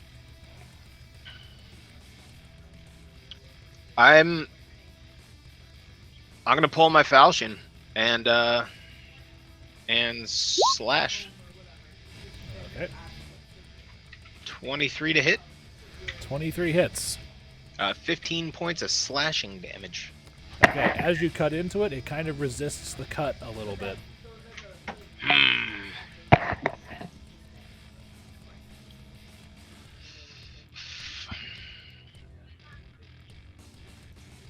That's I think that's all I got. I don't have a swift or anything I can do. Okay. That means Tib'resh, you're up. All right. Tib'resh, having been just spooked the fuck out by this thing, can I? I still want to attack, but I want to check to see if. Oh, the green tile. I have reason to believe that it's the green. All green of the tile that reds. caused That's it. what I. But I'm not in the room. Hey, y'all, try and stay off the green tiles. I'm going to 5-foot step and. Wait, hold on. Yes, I can't. Yes, you can flurry of Yes, blows I can. Yes, we double checked that, and I have it on my. I didn't have my combat list up. Okay. And fob. I'm going to shout Argot and spend a key point. I'm just going to burn everything down, and it's going to be great. My hands bursts. My hands transform into silver and electricity and fire, and flurry of blows attack. Oh, all three. Sorry. All right, please hold. The first one does not hit, and also you also forgot to declare hammer blow and wraps. You're right. I will not use wraps. I should have chosen hammer blow. You know what? I didn't say them. I don't think it's fair to suddenly use them, and I'm already getting boosts. That's fair. But I do have an additional flurry of blows. No, wait, that's the damage. I'm sorry. That was supposed to be a you just spent the key point to make regular an extra attack. Yeah. All right, that one doesn't hit. All right. I'm sorry. I just realized that's a total of 2 keys that I spent. Damn it. Okay. You said second attack hits? The second and third attack hit. Second and third. Okay. Here we go. Damage 1. Damage 2. And elemental. Jesus fucking Christ, man. As the 2 hits that you make crash into it, it does crack and give under the hammering force of your fists and whatnot, but it does not seem like either the lightning or the fire has any effect on it. Damn. Yeah, it looks like elements aren't getting through, fellas. The Watcher in the walls. That was a load of lightning and Watcher in the fire. water? Anyway. And slashing and bludgeoning. No, bludgeoning it seems worked fine. Yeah, Okay. Bludgeoning works. All right. It's the Watcher's turn. Okay. Well, since Tib'resh hit it more times, it's going to consider you the bigger threat. So, first attack, bite. 23 to hit. Sure do. All right, 'cause Oh, no, wait, hold on. I'm aware of the attack. Yeah, but did you use your stuff? Did you use your swift action to do other things with your key points? Oh, you know what? I do have to do that with the swift action Yeah. to get an additional attack. Yeah. So sorry, no wiggle dance this time. Right. Well, does that mean did I even get that additional attack then? Because isn't it all... No, you got the additional attack. It just missed. Right. And the fire damage. So I was able to still spend the key point for the fire fists. Is what I'm making sure of. Okay, cool. I will double check Elemental Fist, but since the fire damage didn't exactly do anything to it, I'm not going to make too much of a deal about it right now. Right. It hits you. Oh boy. Oh no. No. Oh. You take 18 points of damage from its bite, Oh my god. and then it gets 3 claws on you. Man, you are just the goddamn punching bag, bro. 19. And you took the Ring of Resistance. 19 to hit. It will not hit. Second. I don't have a ring of resistance. Second. Yeah, you got the +2. He means protection. Yeah. Ring of protection. Protection is what I'm I a meant. wizard, baby. Anyway, the second one's an even lower thing. Third claw. It's a natural We 19, can bring one of so those in. 29 to hit, and you can't dodge it. No, it cannot. The claw deals 7 points of damage to you. Okay. Just gonna do some quick Comes up to you maths and just there. takes a big, just bites into your shoulder and whatnot, and just you're focusing on that and squirming and flailing with your fist, and while you're flailing, it nicks you with one of its other claws on your arm. It's fine. It's only like half of the damage that I have. Woo! Flickie. Well, at least Sugtok can heal. Damn, I hear Tibresh's screams echoing down the hallway, and I go, "No, my God!" See it too, 'cause it's not that far. Oh, away. I can't. Oh, the doors are open. That's true. Okay. Well, I see him getting mutilated, and I'm like, Jesus Yeah, Christ. he's only 40 feet away. And what am I gonna do? Hey, so the running start, does that give a bonus to a leap over a pit, or Standing jump has a higher DC. so do running jump if I'm trying to do this? Does the 5-foot running start he's already got from his placement count? Well, I can do a 5-foot step backwards and then running jump, right? Because it's your total No, movement. no, you can't 5-foot step in the same turn that you actually move. damn. Okay. It's basically a way to still have some mobility while using your move action to do something else, like open. Can I do a thing where, like, in a video game, you kind of run in the corner real quick to get up to max speed and then launch across the pit? You've got your sprint, so you should have the movement to do it, right? Oh, this is a huge bummer. I have to get across this pit. Well, I yell at Sugtok. Does Sugtok still have rope?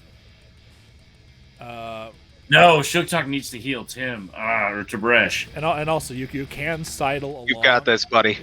You can sidle along the walls and whatnot. Fucking full send, go for the sidle, and I'm gonna have Tim the Pimp kind of tugging upwards on my cloak the whole time to kind of keep me like balanced along the Okay, now wall. I'm gonna let you know that sidling uses double movement. That's fine. I just need to get across. I saw Tib'resh getting mutilated. I need to get over You need there. to make me an acrobatics check, otherwise you'll That's fall. fine. All right, acrobatics +3. Good goddamn, give me something good, baby. 21. As you sidle across, you do not fall in, and you get to here with your movement from that square. But fortunately, you do not have to make this acrobatics check again. But it's going to Quick. cost you another 10 feet of movement to get through this last square right here. That's fine. Quick question: Would 2d4 have potentially gotten him all the way across? No, because it's a matter of reducing, because it's double Cool. movement. So unless you can. Okay, so is my turn over? Is this where I'm at, or do I need to use another 10 feet of movement? You are at the moment balancing on a narrow thing, so it's very difficult for you to cast spells in that situation. Okay. And since you're like this, back against the wall staring out, you also have no line of effect. I mean, there's No, what I meant was, can I continue onto safe land, or is this where my turn ends? This is where your movement gets you for this. Okay. round. All right. Well, then shit. I yelled at them that I'll be there in, 6 seconds? Yeah. 18 seconds? Like, An entire round of everybody's turns is 6 seconds. all right, I'll be there in 6 seconds. All right, it's Tenebrae's turn. Now, I have minimal understanding of how his nonsense works, but first he's going to try to non-lethal damage attack this thing with his whip. Oh, god damn it. Few more levels and I'll have improved that flank. It's to where I currently could've been- rapier form, right? Doesn't he have to change it? No, he has he's got a whip. The bladed belt is a rapier, and he has a whip. Oh, right. He brought out the I second one. yell at Sugtok to fucking heal Tib'resh if he can, like, good God. Wait. Alright, so he hits. He's not exactly set up for flanking at the moment. So that's 7 points of non-lethal damage. Oh. And then it has to make he makes an intimidate check.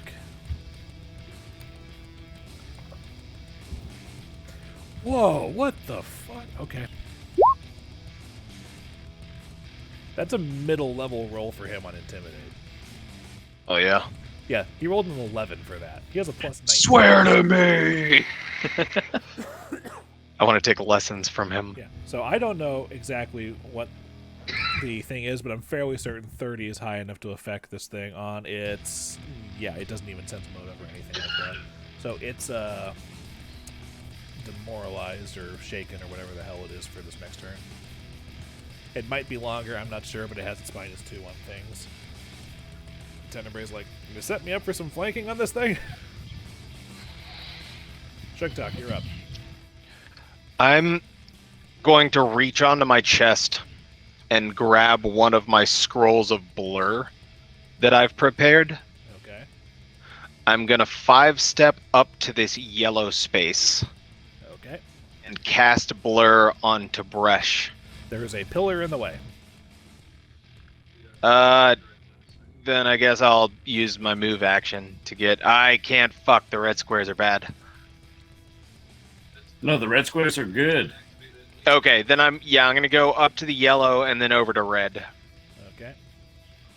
And pull out my blur scroll and cast blur on Tib'resh. Alright, he now has a 20% chance of my attacks just not hitting him at all.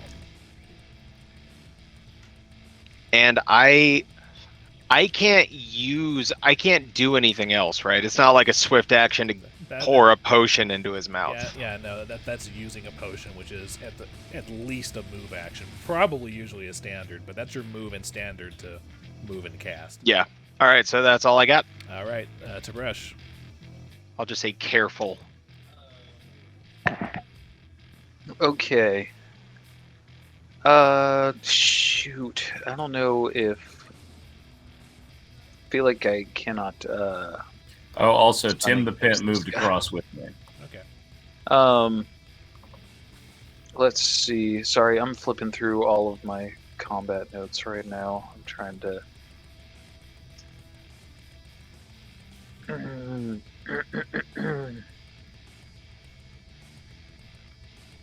Okay. You don't have any potions, do you, Tib'resh? I do. I do have several You potions. guys have a lot. It might be prudent to consume. Yeah, Tib'resh is going to plant his feet and chug a potion of heal moderate wounds. Okay.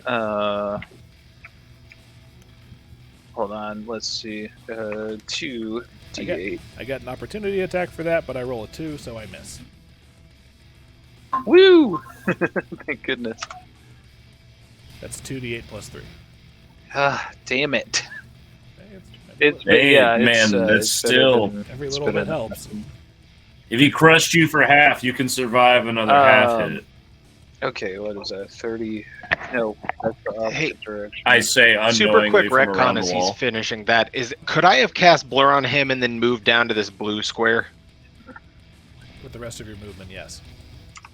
Can I say that I did that? Yes. Awesome. Sorry, Tim. Yeah, sorry, I'm just making sure my health is where it needs to be. And then I am going to just...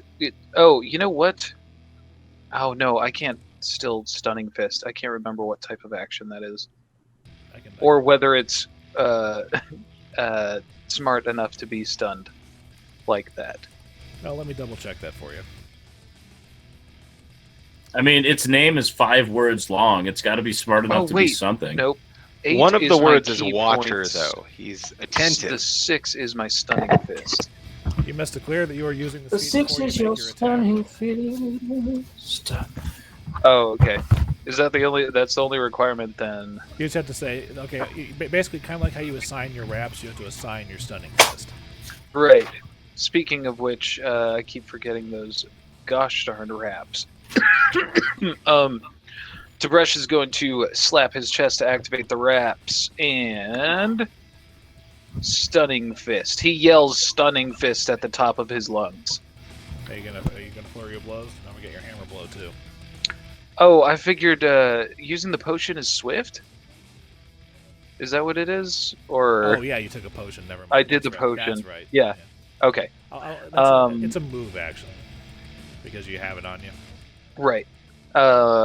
Okay. So yeah, it's just the regular stunning fist. And I think I have to use stunning fist individually anyway. Attack. This should be +1, so that is 18 does not hit. Damn. And it dodges out of the way of your blow. Oh boy, Tib'resh gets ready to get hit again. Unfortunately, it's shaken, so these are made at penalties. Wait. Was the to hit close? You don't know. Fuck. It was 17 to hit. It was technically 18 to hit, and you know from his previous attacks that 26 and 22 did connect. I want to shout go, and roll 2d4, and yeah, inspiration, the motherfucker. That will make it a hit. So roll your damage, and then how does this thing work? Holy shit! Nice. Fortitude save equals. Ooh. What's your wisdom modifier, Tim? 5. 5 plus 18. Okay, fortitude save at 18. Where are your saves? There they are. Natural 20. Woo! He is not stunned. No, of course not. But he is damaged. He is. 6, 5, 4. All right. You hit him you hit him again. You tried to find a, like a. Try to aim for that fucking eye. Unfortunately, he's got 3 of them, all looking in separate directions. Okay, now that's happened, now it's his actual turn. So now, for the bite, at -2. So, 21 to hit. He's attacking you, Tim. Wait. Even with the concealment? Oh, that's right. That's right. Oh, blur. He's blurred. Please hold. Yeah. He rolls high enough to get the real Tim. It's a 20% mischance. And I can't That's fair. It's use... 20% for every attack, and he has 4 of them. Right. Yeah. That's why I wanted to blur him. And I can't wiggle because I'm out of Swift, right? Did you use your Swift this turn? Because it's a move action to drink the potion. Oh, then I would not have used a Swift. Yeah, it's 21 to hit you. Okay, wiggle time. What's your AC? It's 20. Oh god, that ring of 2. Yeah, so I wiggle. All right, you wiggle out of the way. And now for the claws, I'm just going to roll the concealment first. Okay, no concealment for the first, concealment for the second, and just barely no concealment for the third. So, I get to make 2 of these claw attacks against you. 1 of 3 is still nice, though. Exactly. All right, so again, that's 19 to hit, and we just established that your AC is 20, so no. And really, really low. So the only one that hits is the bite. Wait, no, it doesn't, because you dodge out of the way. So not anything hits you. Nice. Hell yes. All right, that happens. I'm the barbarian that realized midway through his build, like, I could be a white mage, actually. Guys, this thing is fucking horrifying. I could be a supporter. Where the fuck is Flickie? He's coming, man. He's working on it. He said 6 seconds. You're up, Dillon. Wait, it's been right about 5.5? I miraculously, I show up here, and these doors are completely open, right? Like swung to the sides, like off the hinges. They open into the room. For obvious reasons. He has heard that it's not. Has he heard our yelling from the other room? Because we have mentioned that the green tiles are no good. I'm like 10 feet away from you. Well, to be fair, I cast lightning bolt at the watcher in the walls. Hold on. If you want to, you can make a knowledge planes check to identify this thing. Fine, I'll do that. Yeah, One that'd be a second. good idea. / roll d20 plus. I just know the slices don't work. I wasn't clicking on the right thing. Damn it. Fuck the wall. This guy's roll watching him. D- Fuck This his is walls. supposed to be a place that we need to stay. Like, he's going Hey. to blow through the wall. It's just another secret corridor for later. We're fine. Flickie is We're aware that causing structural damage. Flickie has heard in passing of these things. He just barely made his knowledge This check is- for this. This is a stone wall, not a wooden apartment. Sorry. Wait, we found out lightning doesn't work earlier. Oh, hold on a second, guys. He's identified it.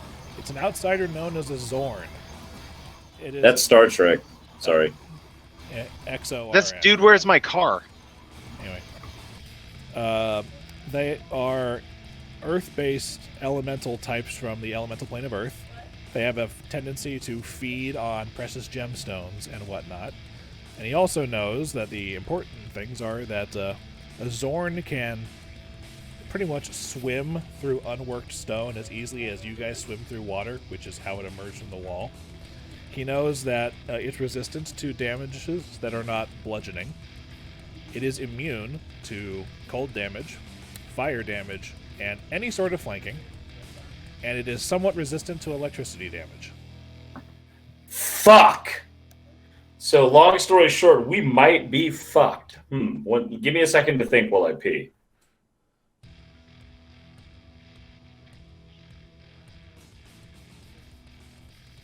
But it's your turn, Flickie. Just do your turn. I know, I just don't know what to do, man. I'm trying to figure out, because all I can do is elemental damage, and this thing... Force, right? Magic missile is force, isn't magic it? missile. All right, you know what? I hit it with my magic missile staff. All right, if you want me to roll the damage for it, I will. Magic It's missile. is a 4d4, staple spell right? For a Plus 4, goddamn yes. reason. Look, he uses his staff and hits it with 11 points of force damage from the magic missile. Damn, I was typing in my shit, bro, but all right. You also said you were peeing. I was trying to move it along. Fair enough.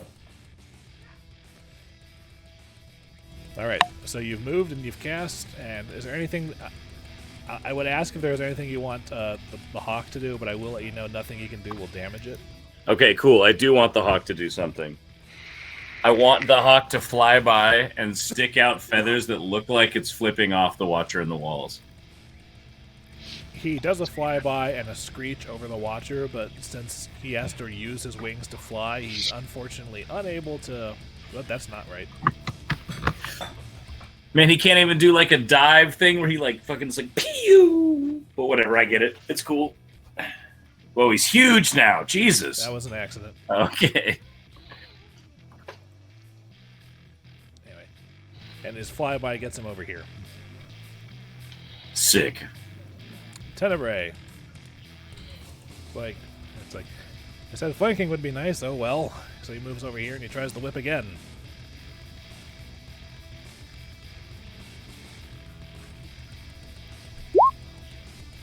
Shit, I gotta mark that He down. hits for another 8 points of non-lethal damage. I have to double check if outsiders can even take that. Anyway, that happens. Now he makes his intimidate check. His ridiculous intimidate check. Okay. There's that. That one I think I can re-roll for that. Yeah, that's nowhere near high enough. It remains shaken. Tenebrae's like, I'm trying. Sugtok, you're up.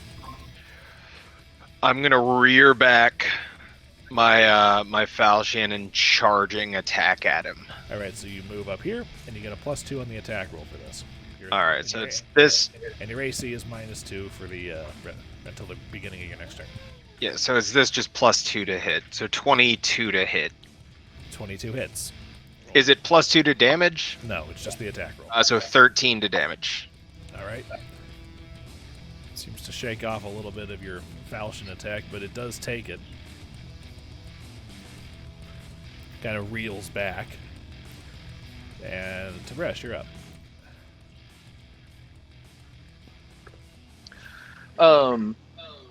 All right. I think this is my last turn with flamey fists.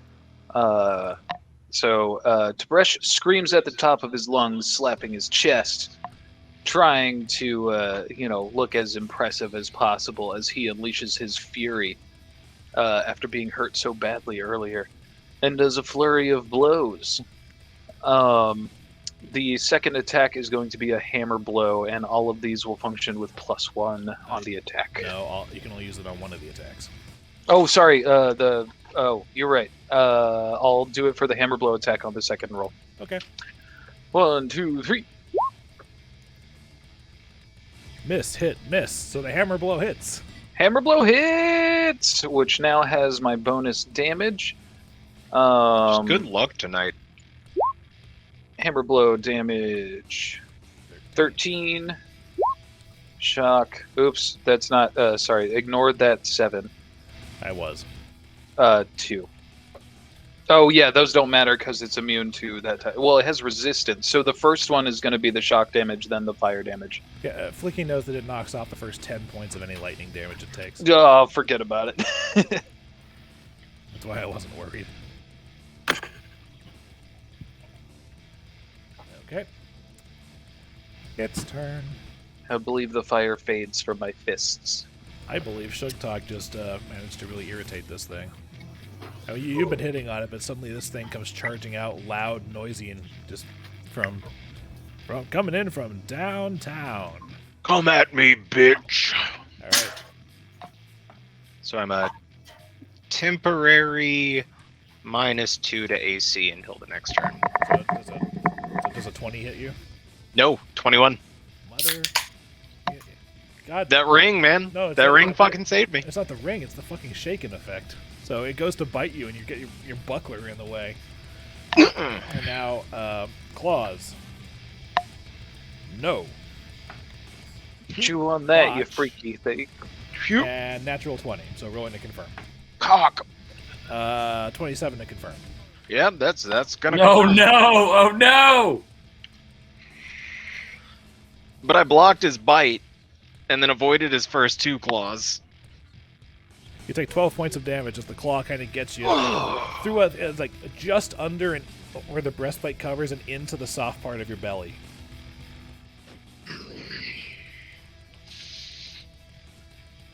You'll pay for that. All right, Flickie, you're up. I hit him again with the staff. I got it this time. Slash roll 4d4 plus 4. Whiz life. Ooh. Nice. Blah, blah, blah, blah. He gets platooned like scoop, scoop, scoop, scoop, scoop, scoop. Like blah blah blah blah. Hold on a second, guys. I just gotta double check something here. Hold on.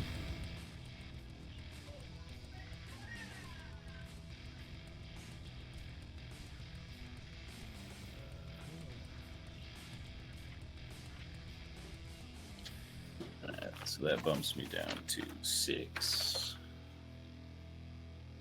Man, this staff fucking rules.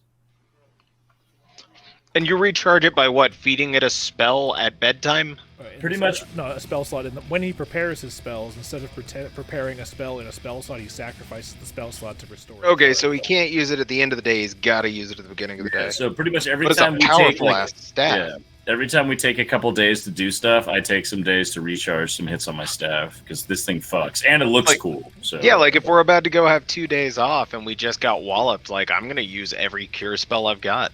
All right. Well. The Watcher falls unconscious. kill it, fuck yeah. fucking kill it. Double tap. It's Flickie's up. Tenebrae's like, "Are you sure you want me to kill this thing?" Yes.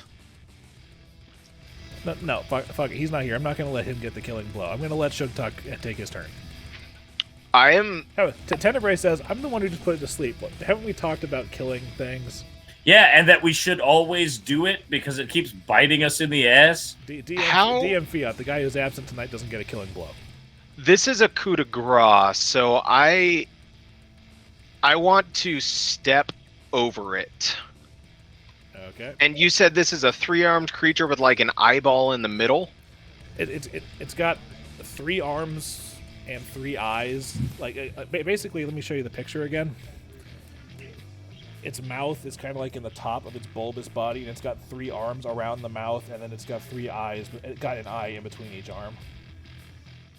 Oh, okay. So it's like a sentient pot almost. Kinda. Okay. Like in a weird looking bag. How did it fall when it fell unconscious? Is it falling like sitting like an open pot? Pretty much. Yeah, I don't want to straddle it. I want to jump in the air and try to spear thrust through the center of its open mouth and just go through it. Make me an attack roll. It's got low enough hit points that if this attack hits, you'll finish it off. D20 plus 8? Strength and BAB? 9. Since it's prone, technically next to you, you get a +2 bonus on this. 11. 18. Let me look. As I am spearing through the air, I'm gonna scream, "Fucking die!" and gallant inspiration my spear thrust to 23 to hit. Okay, now it hits. So you finished off, deal enough damage, and the Watcher in the walls, like, Creating a beautiful blood explosion out from my barbarian body. It doesn't exactly have blood. It kind of has like sand instead. Sand explosion. But It is not satisfying. Guys, that was not satisfying. I thought it was gonna It be. doesn't matter. It's dead. What's more important is that it's gone and it's not going to fuck with us. I know we talked about not killing Tenebrae. I don't appreciate that, obviously.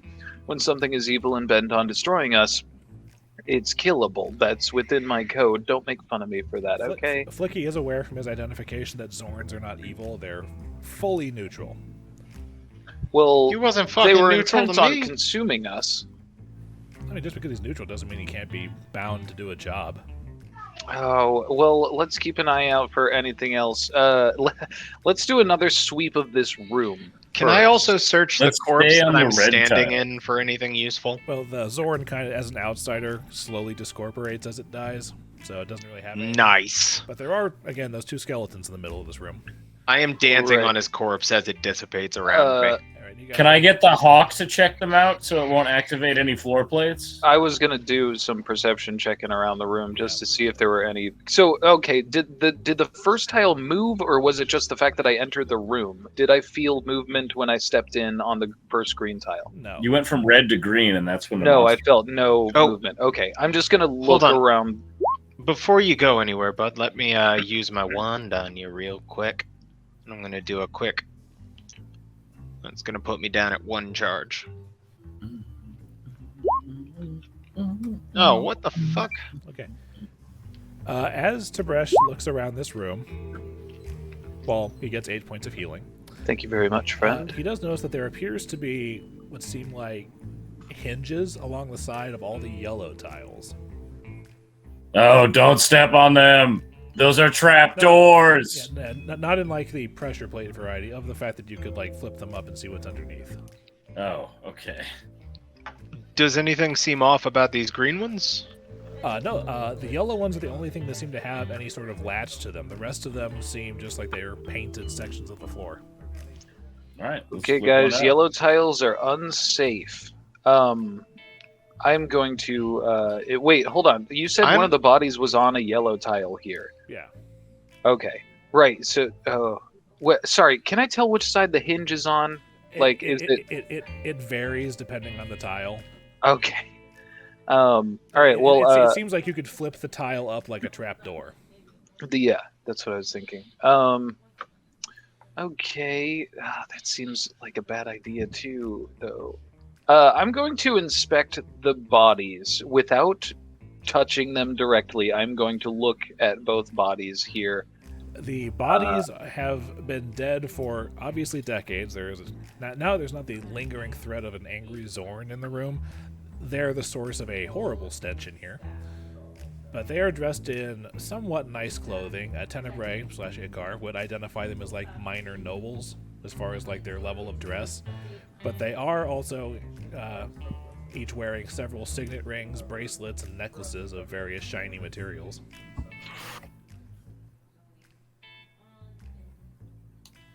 Oh, these guys look pretty fancy. They do be looking fancy, though. Tenebrae gets down on his knees and whatnot, takes his rapier point and kind of sticks it underneath the yellow trap, one of the yellow trapdoor tile things, and slowly, like, pries it up just a little bit to try to look at what's underneath. What is underneath? Do you see anything, bud? I don't see any springs or anything. It doesn't look like a trap. Hold on, there's something in here. He raises it up a little higher.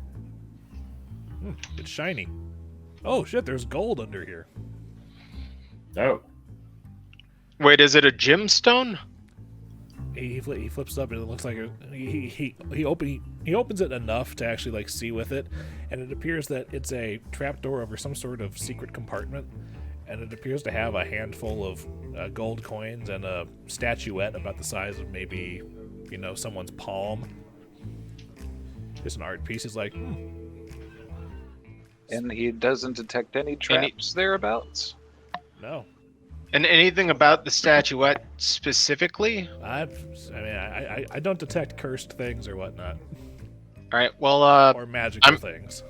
I'm gonna poke my falchion into the plate that I'm standing next to and try to do the same kind of thing. There is a similar compartment underneath. What's in it? Similar stuff. Damn it.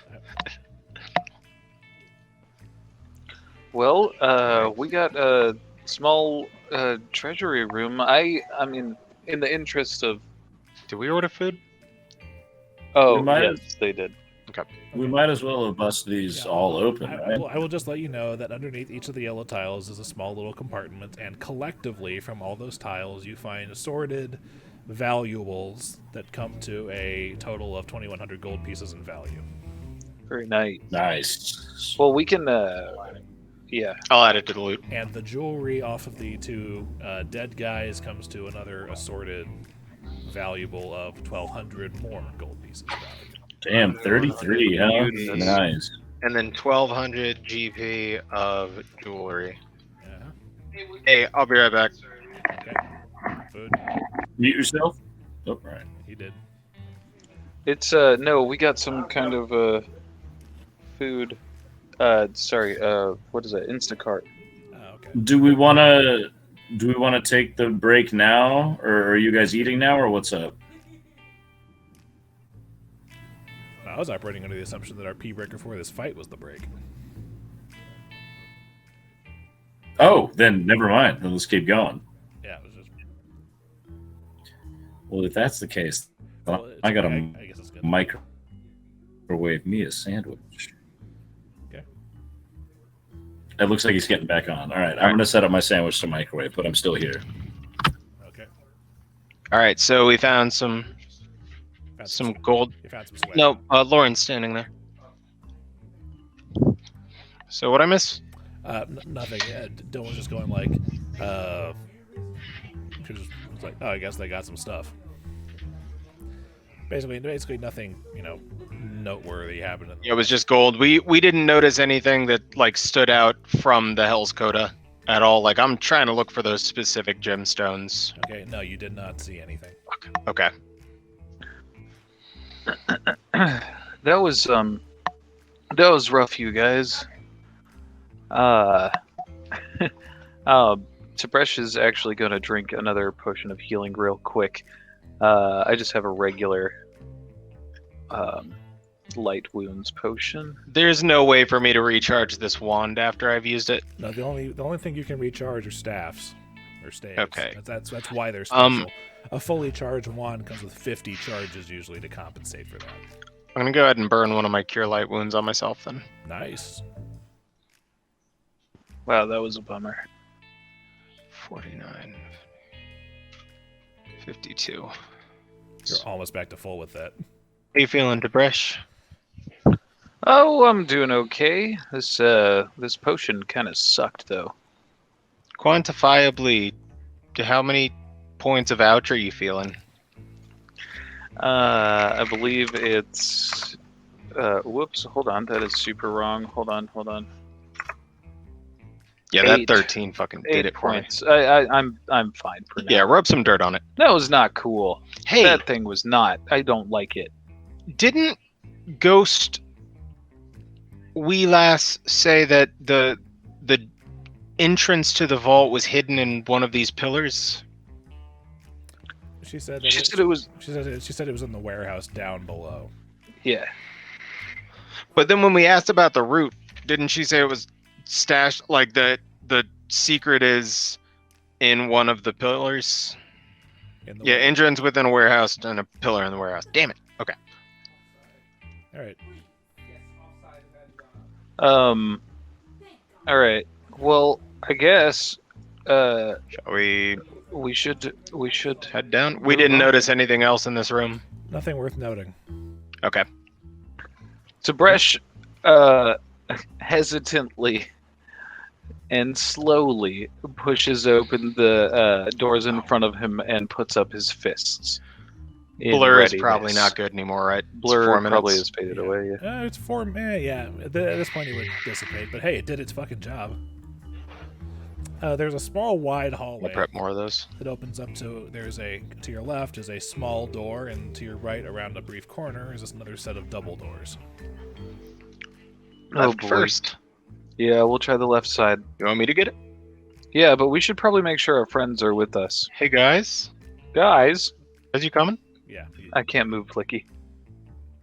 Dillon went to go make a sandwich. Yes. Yeah. No, I'm here. I got you. All right. Reveal areas, please. Reveal areas. Tib'resh, again wincing, slowly pushes open the door. Okay. As you come in here, thick layers of dust lie over a long central table and the shelves of this room. There are several large parchment maps spread around the table, along with a curved dagger and a few stacks of dusty coins. And there are numerous old, dusty ledgers and scrolls sitting on the shelf to the south, and to the west hang 3 faded portraits. I want to look at the portraits. All right. One of the portraits depicts a red-haired man with goat-like horns and sinister-looking sharp teeth. The plaque below identifies him as Guildmaster Boarris. Oh. The next painting depicts an attractive halfling woman whom you recognize, and her nameplate confirms that it is Guildmistress Lorelou.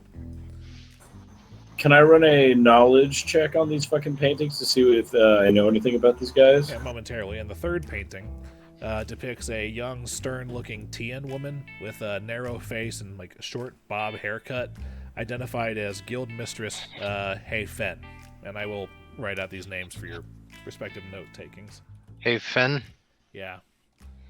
Is there anything identifiable in the pictures that would tie them to the skeletons in the other room, possibly? Not really, but you can tell that very obviously one of them, neither of them are Boarris, because Boarris, from his horns, is very obviously a tiefling. Right. Yeah, Guildmaster Boarris is the tiefling with goat horns. The halfling girl we met's Lorelou, and then the Tian woman, narrow face, Hafen.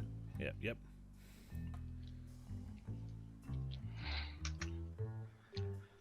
Tib'resh is going to carefully inspect the dagger on the table. It's a wicked-looking thing. Is it... Tib'resh doesn't know anything about this stuff. That's why you asked Flickie to bring the lantern in here. Yeah. Flickie! Yeah, boy. And I come in with the lantern. Yes, in the light of the lantern, Flickie sees an aura around the dagger. It is What's definitely that disco magical, dagger? guys. Let me check it out. And I'm going to run an identify check. Let's see. /roll D20. I knew it was going to be HEI. Jesus. Unfortunately, you're not exactly sure what the enchantment on this thing is, although let me double check what the caster level of it is. Yeah, unfortunately, no, you're not entirely sure what the dagger is. You'll have to try again tomorrow. Sometimes you just don't know shit. Tenebrae says, in the meantime, I'll hold on to that. Seems wise. Seems more... Wrap it in cloth, and put it in your backpack. He does. Not wicked like Balgora, wicked like it would hurt if you stab someone. Oh, okay, cool. Just because I haven't, and I like doing this in every new room we go into, Tib'resh looks harder. Okay. Hey, All right. I will let you know that all of the coins scattered on the table. Do you have the thing open? Because I've got several denominations here. oh, wait. Yeah. Let's gather up the coins. All right. Just let me know. Hold on, let me get. Just let me Yeah, know. I'm getting there. All right. All right, go ahead. 38 platinum, Damn. 230 gold, 392 silver, and 43 copper pieces. The way that they're stacked around the maps and spread on the maps kind of seems to indicate that they use them as markers for discussing plans and whatnot. And the maps themselves appear to be maps of Kintargo with several notes on them. Oh. Can we, before moving before we all of ship that those money, make coins- note of every big stack of coins, like where the platinum were? I want to Oh, know. the stacks like on the side for like when they need to reach out and grab some. The maps themselves are mostly of Kintargo with several out-of-date information about patrons and allies and enemies of the Grey Spiders, which, since this is decades ago, is probably no longer useful. Yeah. So what is probably of significant interest to you guys is that there are routes planned on this map, along with a map fully mapping the sewer system, and there's secret routes through that as well. Can we enchant it with a spell that makes it so it only reveals itself after certain words are spoken to it? There's a Marauder's A map. certain Marauder's quality? You would need a certain spell to do that, and I don't think it's in your repertoire. Is it a sorcerer spell? I'm not entirely sure what the spell is. No, we'll find it. Okay. We're going to gather up these maps and stuff. And also, the map... There's also a detailed map of the entire floor of this basement. So give me a second while I reveal the entire map to you guys. Because there's also Cool. notations on hallways you guys weren't aware of and other secret doors. Give me a second here. Or more like a minute. So I'm going to tell you what else is going on with those maps. You guys keeping them? Yeah, let's hang on to those. Good, because that gives you a permanent +3 bonus on your secrecy checks. Nice. That's my shit. All right. All right. 1 second. Reveal areas. Shibididibididoo.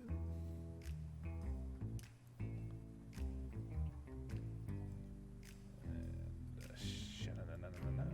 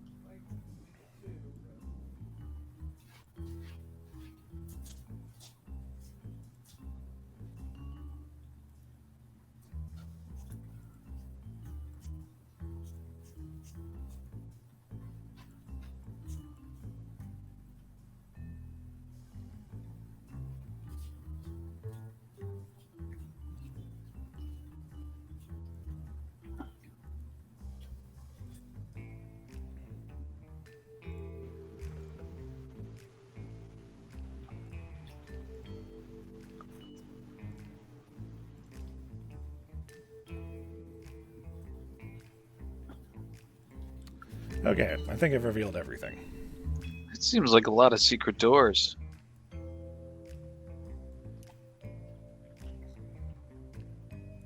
Secret Page is a level 3 bard spell, by the way. Okay. So eventually, soon. You're not there yet, and that's not exactly what it does, but close enough. All right. So that's what this floor of the Lucky Bones looks like. Hell yeah. What else we got in here with that perception check? as you're going through the ledgers and whatnot, several of them are outdated, old, and just thumbing through them reveal the extent that the Grey Spiders had on Kintargo in their heyday, with their thievery and abduction activities being quite profitable, and you're fairly certain that, despite the fact that the lictor of the Order of the Torrent back in the day wanted to hide this place off to, loot it, he was right in getting rid of their asses. There's also numerous links in these ledgers to the city of Vire, and it seems that most of the abducted victims were sent to that city, many of which were apparently scheduled for slavery or sacrifice. And one of the ledgers that you note is a set of deeds for a number of warehouses and other waterfront buildings in Vire that name one Molly Mayapple as their legal owner.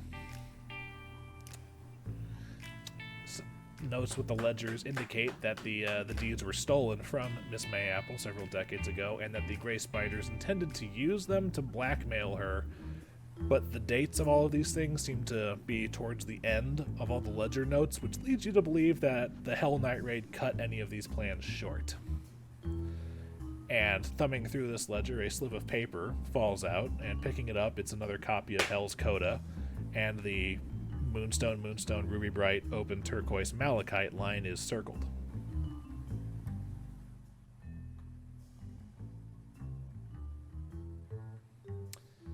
Let's see. So the same stuff we kind of figured out. Yes, you did. More Yes, and directly laid out. And apparently the most recent notes made on the map of this level of the Lucky Bones are apparently the defense plans that the guildmasters were discussing during the raid. That Lorelou was to defend this floor, Guildmaster Bacchus was to defend the smuggler's tunnels below, and include an indication that he should call upon his pet devil Shershagot for help, and Guildmistress Hei Fen's role was to attempt to escape via the smuggler's tunnels to bring news of the assault to their allies in Vire.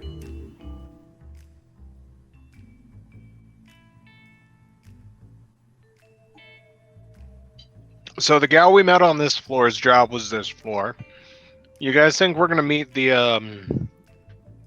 Devil Guildmaster downstairs? Sounds like it. Maybe his bones were removed at some point. Maybe we won't have to deal with him. Said Shattersong, hopefully. Tenebrae pipes in, is like, yeah, wouldn't that be fortunate for us? I mean, Tib'resh. I guess, where does the map look like is the path downstairs? It appears that South? No, apparently the path downstairs is in that octagonal room across the way. Apparently that water thing right there is apparently there's a ladder in there that leads down. So yeah, well, apparently part of the plans involve flooding them. Oh, right. Hey, Flickie? You still got that dope cloak? Sorry, everyone froze for a few seconds. What's up? You still got that dope cloak, buddy? I do indeed have a dope cloak. What do you need it for? Nope. Sugtok, get back outside. Oh. Sugtok opens the door. And immediately is drawn to the attention of the current occupants of this thing. Fuck. Who all kind of, in their shambling, turn around and notice the door and start kind of holding their arms out and start lurching in the direction of the door. Can I see them and immediately go into boar form, as would be my natural reaction before they hit me in combat? Yeah, sure. I mean, Tibresh's natural reaction is to open the door, see the undead, and close it, and yours is to open it and battle up. Are they fully aware of me? It's not a quiet door, and as you open it, they turn and notice. So yes, initiative is happening unless you close the door. Try to give yourself some more time.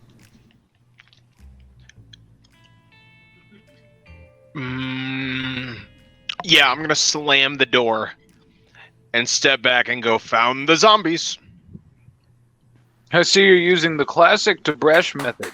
I wanted to let you guys know what was happening. And get ready to fucking kill.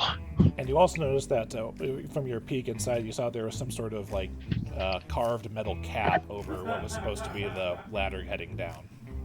That's what the gray circle over it is. Anyway, there starts to be some beating on the door.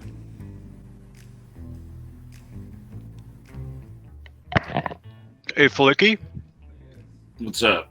you wanna zap some lightning through this door into a crowd I don't of have zombies? any more. Oh, you know what? I didn't use lightning. You know what? I just think it might be I really dope. need a more clear line of sight. I don't know how your magic works. I don't know If if you it was guys wanna just you get out of shoot the your way. finger. If you guys want to get out of the way and wait for them to try and open the door. I thought we were going to try and not use lightning indoors. Well, to be fair, This still- is a shot apartment complex. This is like a secret base. I'm just thinking, so how do I draw the path there? So if you're going from like right here, like that way, could he zap all Well, I'm not three? going to do it within melee range, or else I get Oh yeah, you're gonna hurt from it. and also, negative. Sorry. Yeah, the easiest way to do that would be like he would be like that or whatnot. But if he was back in this square or whatnot, he could probably get all three of these guys. Yeah, that's why I'm trying to figure this out. It's just a matter of making sure that the door is open and whoever opens the door, isn't a recipient of the lightning. I'll Yeah. set him up. You zap him down. Pick him up, knock him down. All right. So that's good. All right. So you're gonna open the door and do that. Are we using our same initiative? You guys are gonna have to Wait. roll a new initiative. So just do that now, Hold on. and then once you fire off the lightning, and Alright, initiative is +3. Start. Damn, I am not killing it on this fucking initiative. Okay, cool. I actually have this, so I'm gonna step back to this corner. I'm still gonna open the door, but I'm gonna do it with the open spell. Okay. Yeah. Use open and close. Yeah. Just make sure Flickie's in the right. Open. spot. Yeah. And I'm gonna wait for his signal. Yeah, let me. Sugtok and Tib'resh, I need your initiatives.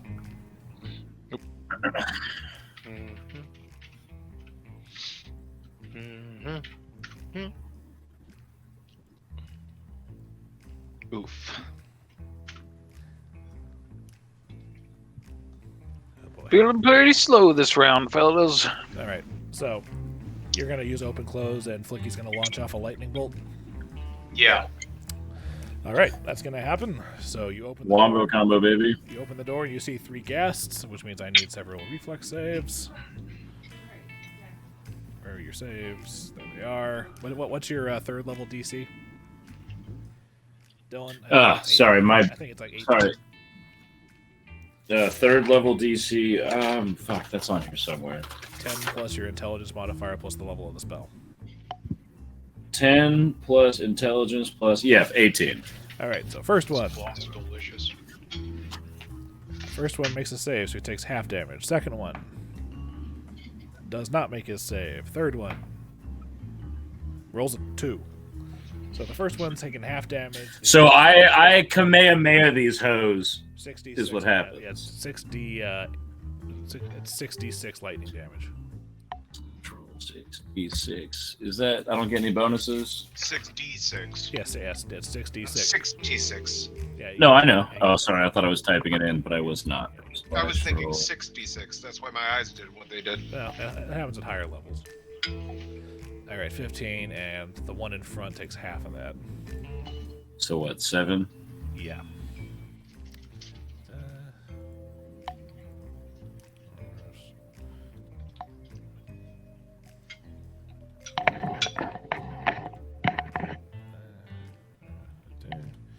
Okay. Well, the 2 in the back that got hit look kind of rough from it. And now combat.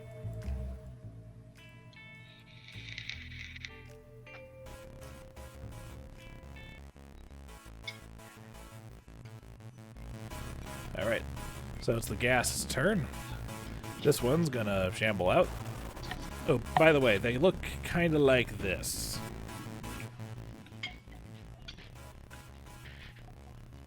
Okay. Oh, funky. A humanoid creature with long, sharp teeth and pallid flesh stretched tightly over its starving frame. They also appear to be dressed similarly to those two guys you found dead in the disco room. Lovely. All right. So, that being said, this one comes out and is going to try to attack Flickie, because why, obviously, would I target anyone else? Okay, natural 20, rolling to confirm. And I botched the confirm, so I hit Dillon, but I don't deal extra damage. Alright.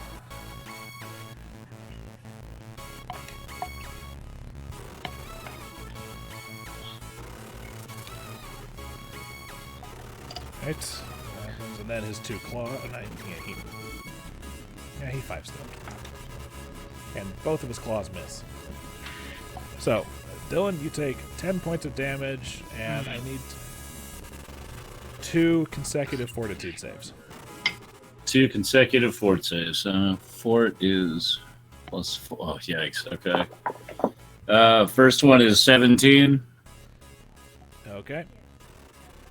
Second one is... Oh, yikes. 9. Alright, hold on.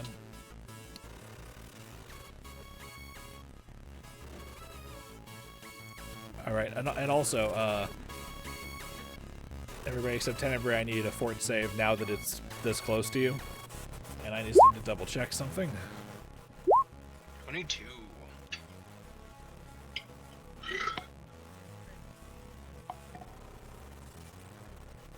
That's you too, Dillon. I need a third one.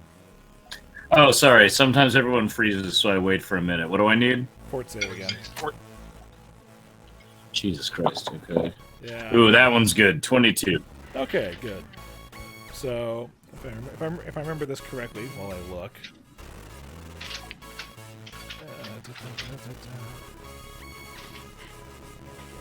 Where are you?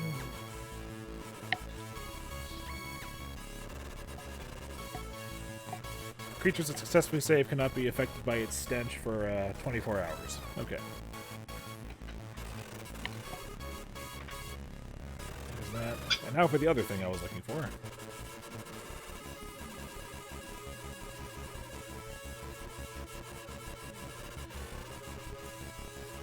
Okay, yeah.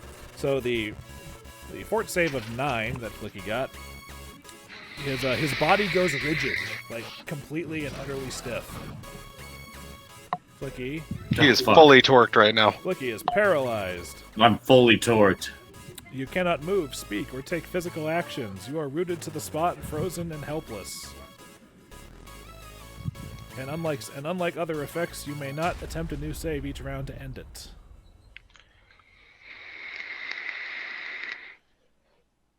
But the rest of us are safe from the stank for 24 Well, hours. from its stink. Pretty much you gotta make Right, it I had to stink. refresh. How long am I rooted to the spot for? I'm rolling for that right now. 3 rounds. Oh my god. Can he still do stuff? No, Just he- physically No, I can't do paralyzed? anything. I can't do anything. Nope, someone's probably gonna want to move him out of the way. But you know what? Tenebrae is gonna do just that. Tenebrae is going to make a strength check. He's going to yank Flickie over here. However, he does not. However, from that, Flickie also ends up prone. Everybody's out of the way. Yeah. Pardon me while I. Yeah, you're prone for a bit. Okay. He takes out his rapier again with his remaining action. Flickie is paralyzed, which actually, you know, hold on a second. I'm gonna do something here.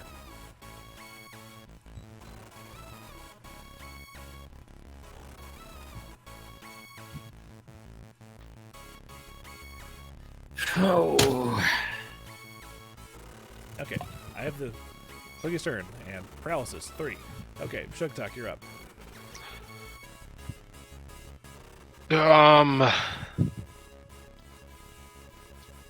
Well, time to fucking die. And I'm gonna 5-step and full round action. All right. Full round attack. So gore. 21 to hit. All right. You hit him with your gore, and you did just enough damage. It smells awful, especially since you've got a boar snout and everything. It tastes nasty, but this guy does fall dead for a second time. Oh, so I don't have to full round. Correct. Um, I will let you retcon that 5-step as the first 5 feet of your movement if you want to move more.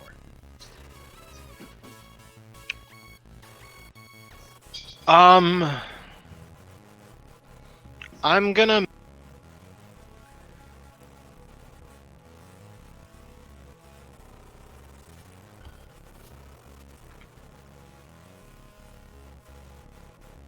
I'm gonna move up to this spot and give a like, come and get me, bitches. Well, they're coming. Tib'resh, you're up. All Oh, right. I don't have my -2 AC anymore. Correct. Hang on one sec.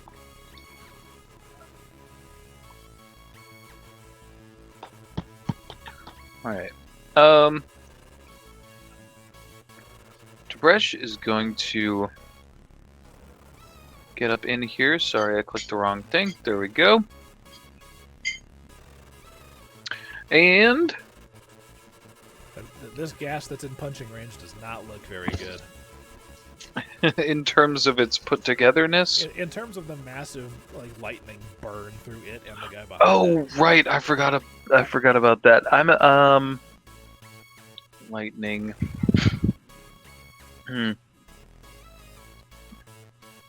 Well, I'm going to I think I'll go south then, since we haven't touched these guys. And regrettably, I'm going to bury my fist into ghast number 4. Alright. You're gonna be using your wraps or your fire. I'm going to use my wraps. My fists are still shocky. I'm not going to. They're ghasts. Yep, I'll drop a key point and make some fire. Alright. And regular unarmed attack. Hit. It better. Unarmed Okay, damage. so compared to the fucking Zorn, these things are easy to hit. 11 points of damage.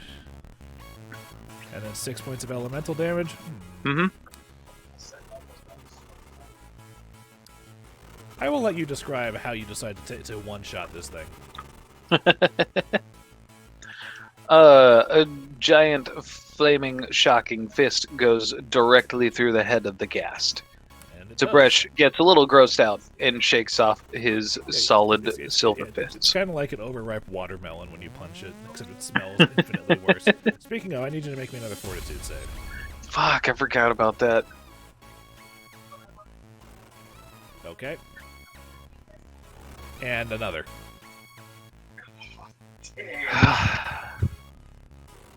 And another. Alright.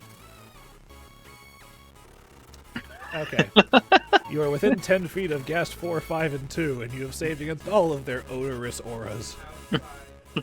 I've spent so much time in the sewers, I don't smell shit! As a matter of fact, with the natural 20, you're just flat out immune to that particular ability from this type of creature for the rest of the day. It's an old rule, and I enjoy using it. That's fantastic. Alright, now. Gas 2 comes over here. I'm just going to move Gas 4 out of the way as Gas 5 comes up here. Gas 5. Gas 6. So Tib'resh is about to get wombo comboed by people who can't hit for shit. So here I go, hoping for 20s. Alright. Gas number 2. 15. No. 16. Sorry, 17. No. 8. No. Gas number 5. 9. No. 13. No. 11. No. You're just too fast for these dead fucks. Wiggle, wiggle, wiggle, wiggle, wiggle. He doesn't even have to wiggle. It's just kind of like... It's kind of like when it's like Jason Brutta are like the red and blue ones on the Ginyu Force, and they're trying to attack Goku, and it doesn't even look like he's moving, but they keep missing him. It's like that. Float like a butterfly. Alrighty then. So that's their unfortunate turn. Tenebrae is going to move up over here, taking out his whip as he moves. He's going to take whatever this attack roll is going to be a -4 because he's trying to use a non-lethal weapon lethally.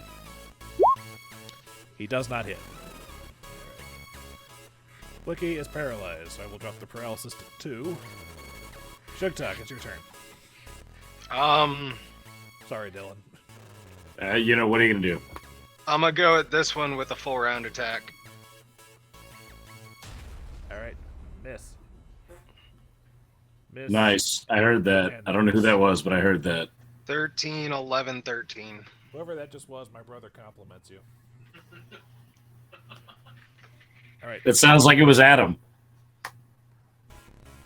Probably. All of those miss. Yeah. Okay. That's my unfortunate turn. Make me a fortitude save, by the way. Actually, make 2 of them. Oh, good, you rolled low enough. Alright, for one of them... How does this work? I don't get any boost to fort saves from being forward up, right? No, it's... Oh, this is not going to be fun for you. Alright. For the next... Oh dear. 5 minutes, so the next 50 rounds, 50 rounds, you are sickened from the stench. Which means you have a -2 on attack rolls, damage rolls, saving throws, skill checks, and ability checks. So pretty much all d20 rolls and damage are at a -2 for the next 5 minutes. Well, good thing I've been rolling great tonight. Yeah, I know, right? That's awesome. I haven't critically failed 3 fucking times already. Alright, that's... Poop. Yeah, and technically that should have applied as soon as you got within 10 feet of it, but you didn't hit it anyway, so that's why you missed, because it smells bad. Okay. Tib'resh, there's a severely hurt one that just swung on Sugtok, and an untouched one almost flanking you. Okay. Tib'resh is going to perform a series of moves. Obviously. Tib'resh is going to initiate his flurry of blows, spending... I'm chugging through key points today. Spending an additional key point to add a total of 4. He is going to slap his chest. The third attack, which is going to be specifically directed at Ghast 5, is going to be a hammer blow. Okay. Let's see what happens. Alright. Flurry of blows. First 3 attacks. Is the first attack against Ghast 2 up there? Yes, sorry, the first 2 are against Ghast 2, the last 2 are against Ghast 5. Okay, well, the third one's not going to hit. The first one, Ghast 2 has 2 hit points left. You're going to kill it no matter what you roll. So your second attack of 17 is still up in the air if you want it to go against Ghast 5 instead. What was the attack roll on attack number 3? 10. 10. Not worth it. Yeah. And here's attack number 4. Hit. Nice! So for the hammer blow misses entirely, but 14 a hits? regular attack hits. Yes, 14 hits, but I- these things have low enough hit points. Let's just see if he kills it with 2 hits. Fair. I mean, he one-shot it with 17 damage. Yeah. Okay, so fist, not much. Elemental. That's one attack, and that's 13 damage. Yep. I think, by the way I ordered the attacks, that's the only ones that actually hit. Because it was first 2 attacks against 2. The 20 hit 2, which automatically killed him, so 17 was redirected against 5. Oh, 17 got redirected, you're right. Second hit. These things are popping around you like cherry bombs. I want to do. It's the hits land simultaneously, so it's just like this perfect Tai Chi form of a punch ahead and a kick behind, and then reverse, a punch behind and a kick in front of him. It's just like So you're like Tenzin doing that airbending move. yes, that is exactly what it looks like. Actually, I love that. All right, that happens. Guest's turn. So I flat out said you're immune to it, and Sugtok's already sickened, and everyone else is too far away. So we're gonna swing on. God, they're so stupid. And Tib'resh is in front, so I guess they're swinging on him. All right, Gast 3's attacks. 21. You're muted, by the way, but yes. Wiggle. Wiggle. All right. Claws. That's the only one I get, though. A botch and a 5 on the die, so those two don't hit. Woo! And now, Gas 6 going at you. Miss. Natural 20, rolling to confirm. Natural 20 on the confirm, so you take That meets. You take 8 points of damage, and I need a Fortitude save. Even after being in. Oh man. Okay. Different effect. 8 points. Okay. He's down to 36. And fort. Damn. No, that's what you needed. Isn't he Thank immune to all the goodness. smells because of the Well, nat 20? Different effect. I wouldn't. This would, Yeah, Oh, that's gotcha. a different thing. this would have been the paralysis. Fortunately, 13 is exactly what you needed. Right. They're up. Tenebrae is... How the hell? He's going to try the whip again lethally. Lethally, that hits, and he manages to split this one's head open like a ripe cantaloupe. So gas 6 is all that remains. Flickie. It's like that is- scene from The Boys in here. Flickie is paralyzed for one more round. Sugtok, you're up. I'm in the corner going, cherry bomb!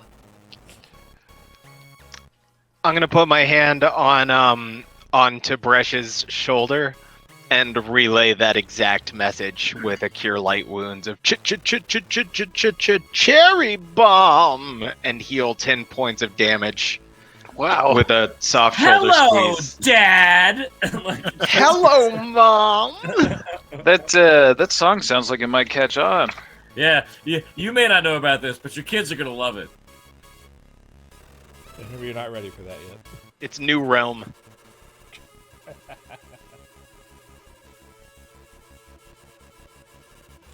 Alright. So that happens. Tib'resh, bring it home. It's splattering time. Tib'resh swings all out with a regular flurry of blows with just the 3 attacks. Second attack will be the hammer blow, slapping monastic wraps for the second attack. Got it. Damn! Critical fail. Hit, botch, and crit. Roll to confirm the crit. Oh, it's just like you.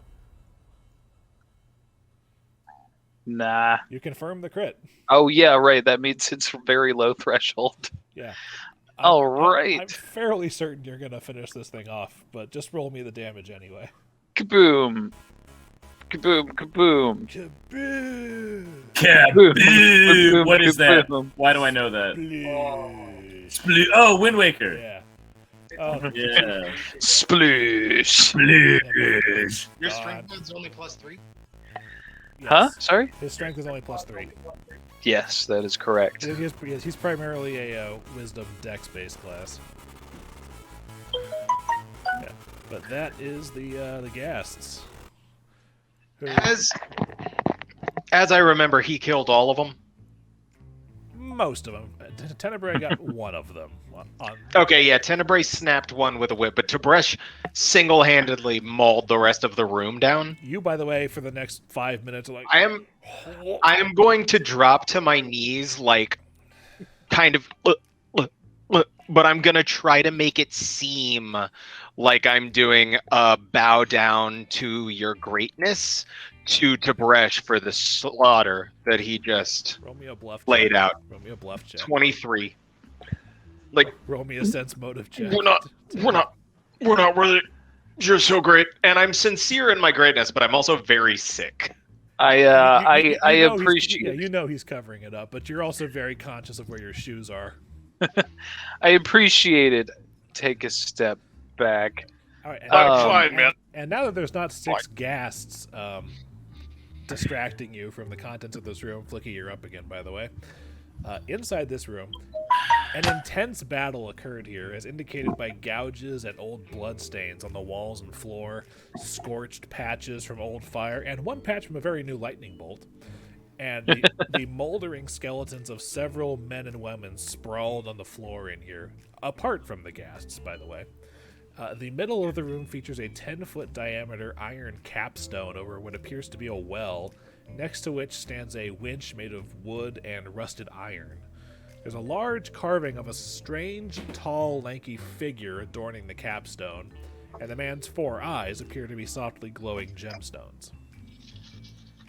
And looking at this man, he looks like an unholy combination of a praying mantis and predator. Could this be the okay. gray So you said his man eyes are gemstones? we were told to beware of? But yes, the eyes are gemstones. Okay, I kind of look at the statue and I say the verse from the It's not a Cato. statue. It's a carving in like the. Basically, it's like a giant like a sewer drain cap with this thing. Okay.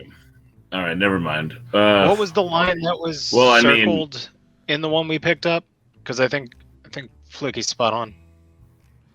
You have the handout. I'll let you crack that open. I mean, yeah, I read it. It's like moonstone, ruby, bright, malachite, oak, turquoise, something. malachite. Yeah, I say that at it. You say that. And I go, whew, glad I took care of all these fools as I come confidently strutting into the room. Meanwhile, Tib'resh is The last thing I remember is blasting lightning and winning. I'm still very sick. Tib'resh is standing there covered in gassed guts, just like. Make me 6 fortitude saves for being here. No, I'm kidding. Oh well, I was gonna say He's my paralyzed clothes and are vomiting on moisture himself. wicking. I can probably brush a good bit of it off. I was actually joking at Flickie, but whatever. You say that and nothing happens. I didn't hear anything. You guys all froze. It's okay, but you say it and nothing happens. Okay, cool. Well, hey, big boy, I yell at the green one, and I say, let's see if we can get this cap off. Also, I took 10 points of damage. Let me fix my health. Here, Tib'resh, take a breather, man. I got this one, and I'm gonna like He-Man flex, and try to lift this thing and move it. Make me a strength check.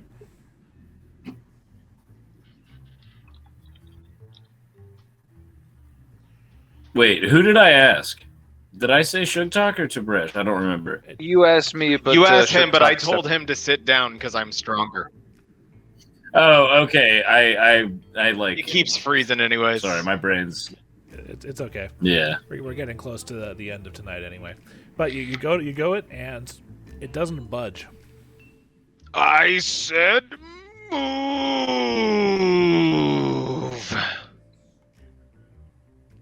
Hey. So 27 to move it. No. God damn, that's a godly strength roll. And also, That's to be heavy. fair, it's a 10-foot diameter thing of iron. That's not. Oh, Jesus. Yeah, that's Um, hundreds and hundreds of pounds.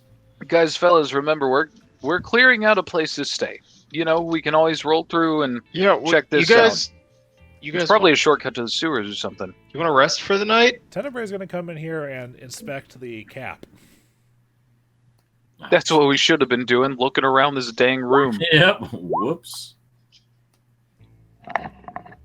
And the best part is, Roger would have been like, I look at the giant goddamn thing in the I room. know, but Spot on I was letting the present players take care of it. No, absolutely. I think you've done well by him tonight. All right.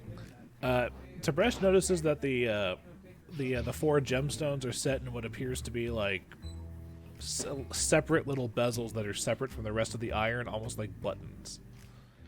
Okay. What are the stones that we see? Make me an appraise check. Good shit. Ooh, your boy has. what I have colors nothing are in they? appraise. I have a +9 in appraise. I can check them out. Well, What colors? Tenebrae rolls a 26. So we can, Oh shit! Never we mind. can identify them as turquoise, ruby, moonstone, and malachite. All right, hit the moonstone button twice. Then the ruby. Turquoise. Then malachite. the turquoise. Then the malachite. After pressing the buttons and the gemstones in that sequence, there's the very obvious sound of like a latch being released from underneath, and it kind of pops up, kind of like your car hood a little bit. I high five Sugtok. I'm gonna happily accept the high five and move the thing that I just almost gave myself a hernia trying to move. All right. You flip it open like a lid on its hinge and whatnot, and there is the 10-foot well or whatnot, and a ladder built into the side that descends about 20 feet before hitting a layer of water. All right, dudes. Do you want me to check this out? Because I've got this fucking sick ass cloak that lets me swim at the speed of a fucking super manta. They said the vault's flooded. This must be that flood. Yep. And also, after doing that, Tenebrae goes around and takes a look at all of the stuff the ghasts had on them. Oh, I thought they were naked. No, they were. I said they were dressed like the two dead guys you found. Oh, shit, right. yeah, right, what did right, all the right, guests right. have? Oh, let me look. Sorry, the picture you showed us made me think naked. I was thinking tight skin stuck to him. Fair. Well, that's the general picture of Yeah, the ghoul. but they are them dressed. All right. Is there going to be any lanterning? Yeah, I mean, I've got it. Might as well fucking. We see stuff. As far as glowing, there appears to be a short sword and a vest on one of them that glow. But searching around, I ask whoever's nearest to that zombie to bring me the equipment they have with on them, and then continue. Sorry. okay. The ghasts themselves have about 3,000 gold pieces in assorted jewelry. What the fuck? Ooh. And aside from the sword and the vest, another 168 gold pieces. It's not too bad. I'm gonna condense these. I'm sorry, 'cause the we've got- ladder goes down 10 feet before the water happens. So we've now got 5,100 gold worth. Oh nope, that was 3,100 gold points, 1,200. Yeah, it should be 6,500, right? So wait, was it 3,100 earlier? 1,200 of that 3,100 was jewelry. Correct. Oh, never mind. I thought they were compound. 1,200 of which. All right, so I'm gonna go 31. And also, 21. while you were looting them, from the 1900. claw marks and bite marks, it looks like they fell afoul of the Watcher. Yikes. Oh, by the way, the notes indicate that the thing with the room is that you can safely pass through the disco room so long as you only step on tiles that are of the same color. So as soon as Tib'resh stepped onto a non-matching tile, he triggered the Watcher. Okay. Which means that green and red are the safest routes to take through the room. Yeah. I was right about the Reds. I had a vibe. I saw them lead to the doorway, and I was like, Too bad you were stuck on the other side of it. Yeah, I know. Too bad it didn't matter, because I technically didn't know that yet. Do any of the items on these guys indicate that they might be one of the leaders of this place, or are they all just mushy dead patrons? Tenebrae can identify some of the signet rings as belonging to minor noble Kintargan families, some of which don't exist anymore. Hey, Oh, Luke, wow. does my manta ray cloak provide me underwater breathing, or is it just fast swimming? Yes. Oh, I get underwater breathing? Shit, baby. I'll be right back, boys. Hold on, don't you want to try to identify the two things you found? Oh, you know what? I completely forgot about that. Yes, let me try to spellcraft identify. All right, D20 plus 6. You know what? This die's been finicky today. I'm going to do it on the computer. /roll D20 plus 16. Ah, fuck! Well, That's solid. it's okay. The sword you can identify as a +1 mithril short sword. Ooh. Okay. And now you have to roll for the other one. Oh, fair enough. Fair enough. Okay, I'm gonna do it again. All right, computer, don't let me down. What does this vest look like? Is it like a denim vest? No, it appears to be. 26. It appears to be a simple silk vest, but Flickie identifies it as a vest of escape. Oh. Oh, come What's that on. do? He knows that if you wear it, hidden within are secret pockets with magic. Hey, real quick. Everyone froze right as you said, Flickie identifies it as a, and then everyone froze. What Vest is of it? escape. Pretty much, it gives a +4 bonus on disabled device checks, so lock picking, and a +6 bonus on escape artist checks. Kind of sounds like we need to give that to a specific vigilante in our group here. Yep. As far as the Actually, mithril both of short those are good for sword, him. does anyone here use short swords? Technically, you could. I was about to say, 'cause I wanna- could. Because Sugtok already fucks, and all I I've got have a is falchion, I steel don't need a longsword. Can I take that mithril short sword? If you want to. Is it better than whatever Tenebrae sword is? Well, it's Tenebrae's got stees. I need something in case I get fucked. Well, you do have, And and you do have your starting longsword that you've had. Yes, and I know, but I feel like a +1 mithril short sword, or was it just like, yeah? +1 mithril short sword, which means that it deals 1d6 damage like a short sword would. But since it's mithril, it overcomes DR as though it were silver, so it's really effective against devils. Yeah, that's. I'm just thinking, like, the people who use weapons all the time, having something like that. Does he have anything that's mithril or silver?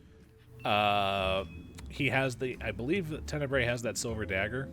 Tenebrae does have the silver dagger. And, yeah, He's got something. and he gave back the masterwork mithril short sword to Octavio.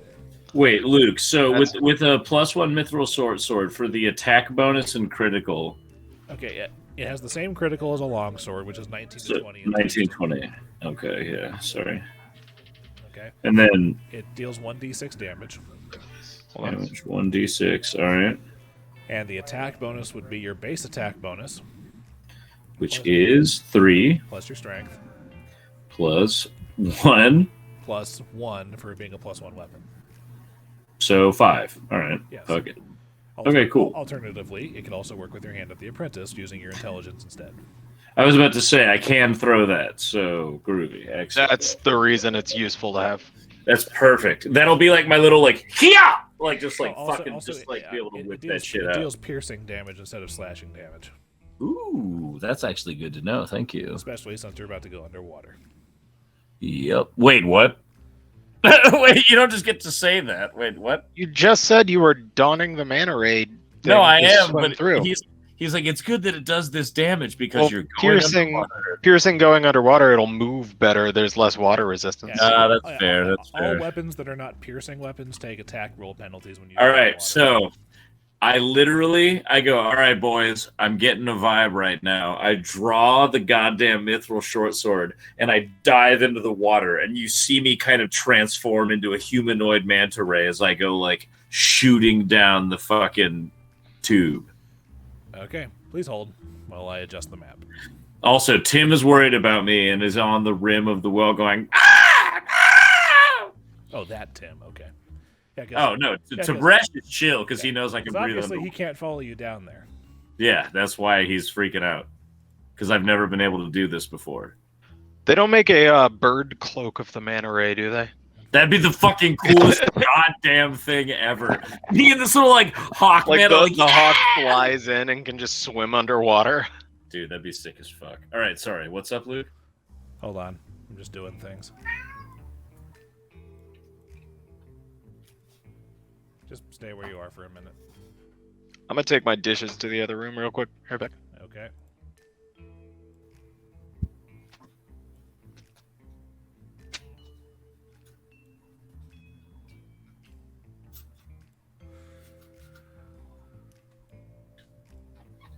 Hey, did you say something? Everybody froze. I don't know what's going on. It got very quiet very quickly. Hello. Oh, my bad. Okay, so I dive into the pit. What were you doing? Map reveals, please hold.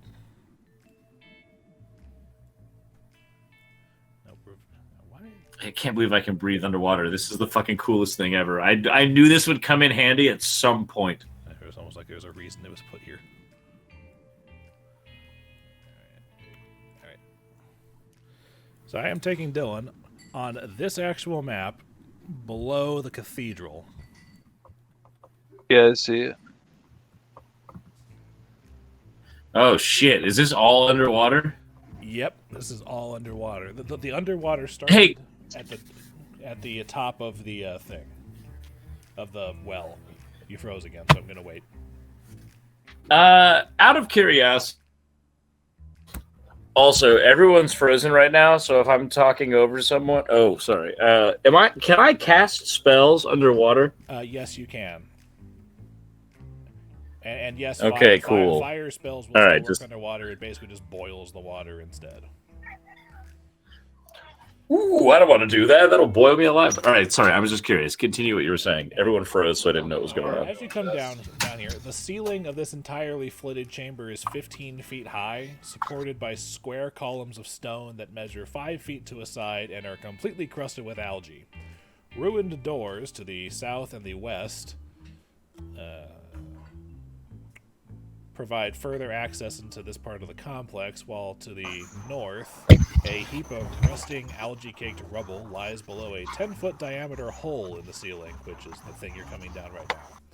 The water is cold and still, but only slightly murky with mud and silt. Not for me, though. 2 seconds.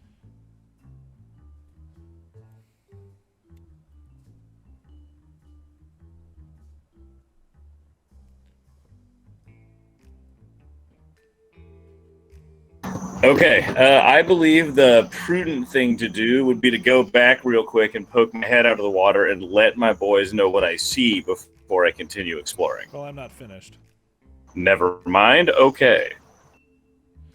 You also see in here a number of hunchbacked, green-skinned humanoids with wide, frog-like heads, but a mouth more akin to that of a toothy fish. Pretty much like this. And they're alive? Those are bad guys in Castlevania. Those are the mermen from Castlevania. Well, yeah, as you come down and they notice you, they kind of brandish their tridents and whatnot and start swimming at you. I'm going to reveal them. Jesus, I immediately bail. Are you kidding me? Hold on. Yeah, you see them down here, and they start making their way towards you, and I'm going to end the session there. What the fuck? Are you kidding me? Where was I? Where was I? Oh, God. I was like, I'm going to go check it out. I'm going to come shooting out of the water like, merman, bail. I just hope you guys know we're fighting the scum of the campaign right now. You literally are. Dillon, make me a knowledge local. Knowledge local. All right. Let's see. /roll d20. How does underwater plus timer? Is it like Mario where we have a countdown? Or Dillon has identified them as scum. I mean, like literally, it's what they're called. I saw their names. Yeah. Yeah, they are. Destiny coming at you. Pretty much the closest thing I can come to is they're the fish people from Shadow over Innsmouth. Are they like drowners? They're. Yeah, I mean, like mermen in Castlevania is pretty close, Yeah, but they're mermen in Castlevania. I'm so glad that I'm right by the ladder because I'm immediately about to go fuck and go shooting back up the ladder. Yeah, like Jesus Christ! It's just, I mean, it's seriously very Innsmouthy because he knows that the scum are immortal creatures that basically can live forever unless killed by violent means, and they're also all male. So to propagate, they have to, capture rape. Yes. Yeah. They're like goblins. Well, that puts them on my list. Hey, question, Luke, before just a second. How deep is this water? This water is too deep for you to survive down here if you can't breathe. It's 15 feet high in this room alone. This is primarily the reason I'm stopping, is because I needed time to introduce you all to the concepts of underwater combat. But oh, Jesus fucking Christ! To answer your question, the well has a ladder going 10 feet down, and then the water. Then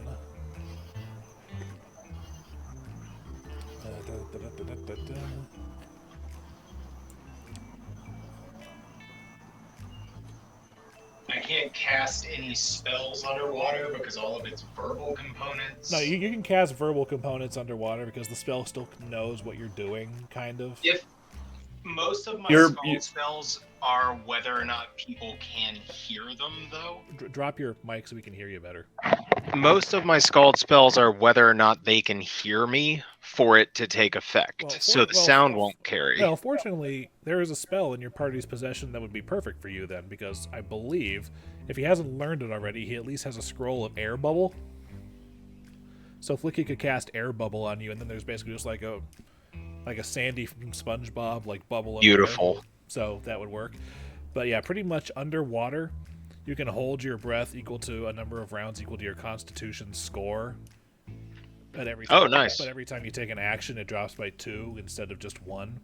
So acquiring methods of water breathing is probably going to be, a good priority. Fortunately, potions and spellcasters of the like can cast it. But to answer your question about how far down it goes, the well itself drops 20 feet, and half of that is where the flooding begins, and then from the roof of that warehouse down to the floor is another 15 feet. Now, I'm going to be double-checking the rules for underwater combat, but any attack that is not a piercing attack is made with, I think, a -4 penalty on the attack roll. And unless you have a swimming speed, you have to make a swim check every round to move.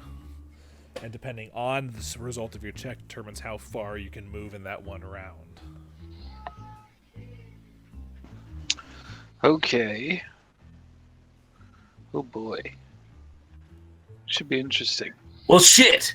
I mean, I assume I get reduced. I don't have like issues quite as much because I have this fucking crazy cloak, right? So I'll be able to move around a bit more freely. The cloak comes with a sting attack attached to it, so you have a 1d6 piercing damage attack while using the cloak.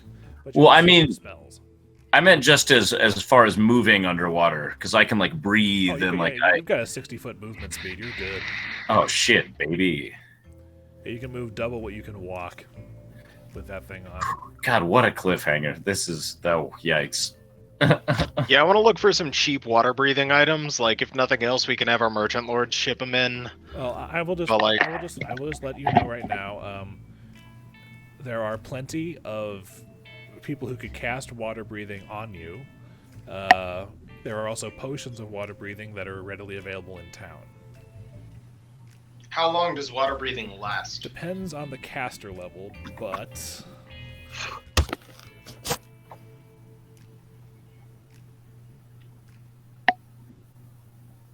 water breathing. It lasts for 2 hours per caster level. However, you can divide the duration evenly among all creatures touched. So, let's say it's on just about every spell, almost every spell list. But let's say you go and find a cleric to have them cast water breathing on you. I'm just going to use Hedeman as an example here because he's level 5. He would have 10 hours of water breathing in one casting that he could divide as 2.5 hours among all 4 of you. Or just split 3 ways because Flickie's got a cloak. Or that. Which means exactly, because I'm good to go, so you guys can have more time. Flickie, can you cast water breathing? It's on his spell list. Let me check. He knows it. But he also does have that. He does have that air bubble spell. No, yeah, I do have air bubble, but I don't have water breathing. Water breathing is also a 3rd level spell. Yeah, I think him jumping out of there, we might be able to close this thing and prepare ourselves for a water battle before we jump into hell. But I'll figure that out. But that would also give them the chance to surround the entry point. So it's they're not just gonna sit there. Yeah, and drop your mic again so we can hear. I mean, they're immortal. I don't think they'll just chill at the entrance though. They've been locked underwater. Well, this place has been closed for decades, right? And this is the first amount of action they've seen. I bet they could just fucking whatever. This is all speculation. You also recall that notes said that at least one of the guild masters was supposed to escape through the tunnels.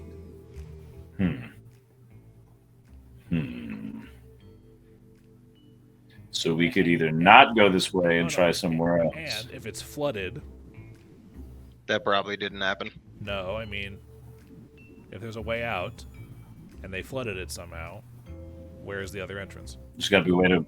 Yeah, exactly. The water had to come from somewhere. Son of a bitch! This is so much fun. I hate whenever we have to stop playing. And now How do we do XP wise? Oh yeah. Sorry, I was so caught up. For Tibresh's merciless slaughter of several zombies. Yeah, those were mercy killings at best. All right. For Tibresh's merciful slaughter of several zombies. Okay. It technically hasn't happened yet, but since you've set it up to happen, dealing with Lorelou, the fact that you got 8 answers out of her, the fact that you got across, that you dealt with the infested pit, dealing with the Watcher in the walls, killing the ghasts, and getting and popping open the Gray Man cap. You guys get 4,800 experience points. What does that put us at? I erased the number. 31,350. What? Because we were at 26,550. How much XP? You said 4,000. 4,800. 800 is to 30. Yeah, 31,350 is our total. Mm-hmm. What's level 7? 35,000. 35. All right. Ballin'. Oh, level 7's where shit gets real crazy fun. You have no idea. Because, like, that's swift action for Raging Song. Move action for Raging Song. Move action for Raging Song. Eventually, I'll get to swift action. I think it's 13. Something like that, yeah. I can tell you that Roger and I are looking forward to his level 7 with great interest. Hell yes. Our total XP Sam, right you now is missing? 31,350. Yeah, you guys should be sitting at 31,350 XP. 35. is, 3.65 thousand the next level. Yeah. All right. Yeah, with all that, I believe that's it for tonight, and we're gonna see about maybe next week. Yeah, let us. Yeah, I have Saturday off, so I'm absolutely game. Yeah, Dillon and I are good on that front. Roger is probably going to be good on that front. I think the cog and the monkey wrench is Tim's overtime coming halfway through the week. We got to see kind of where it falls, and I got to check with Lauren and make sure she doesn't have something scheduled for next week. I just forgot about. All right, and yeah, I kind of used him as an example, but just letting you know that like Hedeman and or other clerics are available to cast water breathing on you guys for the right price. Yep. Because people do go to like priests and whatnot or wizards and whatnot, and spellcasting as a service is a legit thing in the economy. I need somebody to come and cast cure on my wounded son is a thing that happens for the common people pretty much, but as adventurers you guys just kind of have it. Can I make money on my off days by curing wounded people around town? Theoretically, yeah. Let me find the thing for you. Hold on a second. But in Trying the meantime, to RP the beast. Yeah. In the meantime, I'll let you get to sleep. Thank you, man. Night, dude. Night.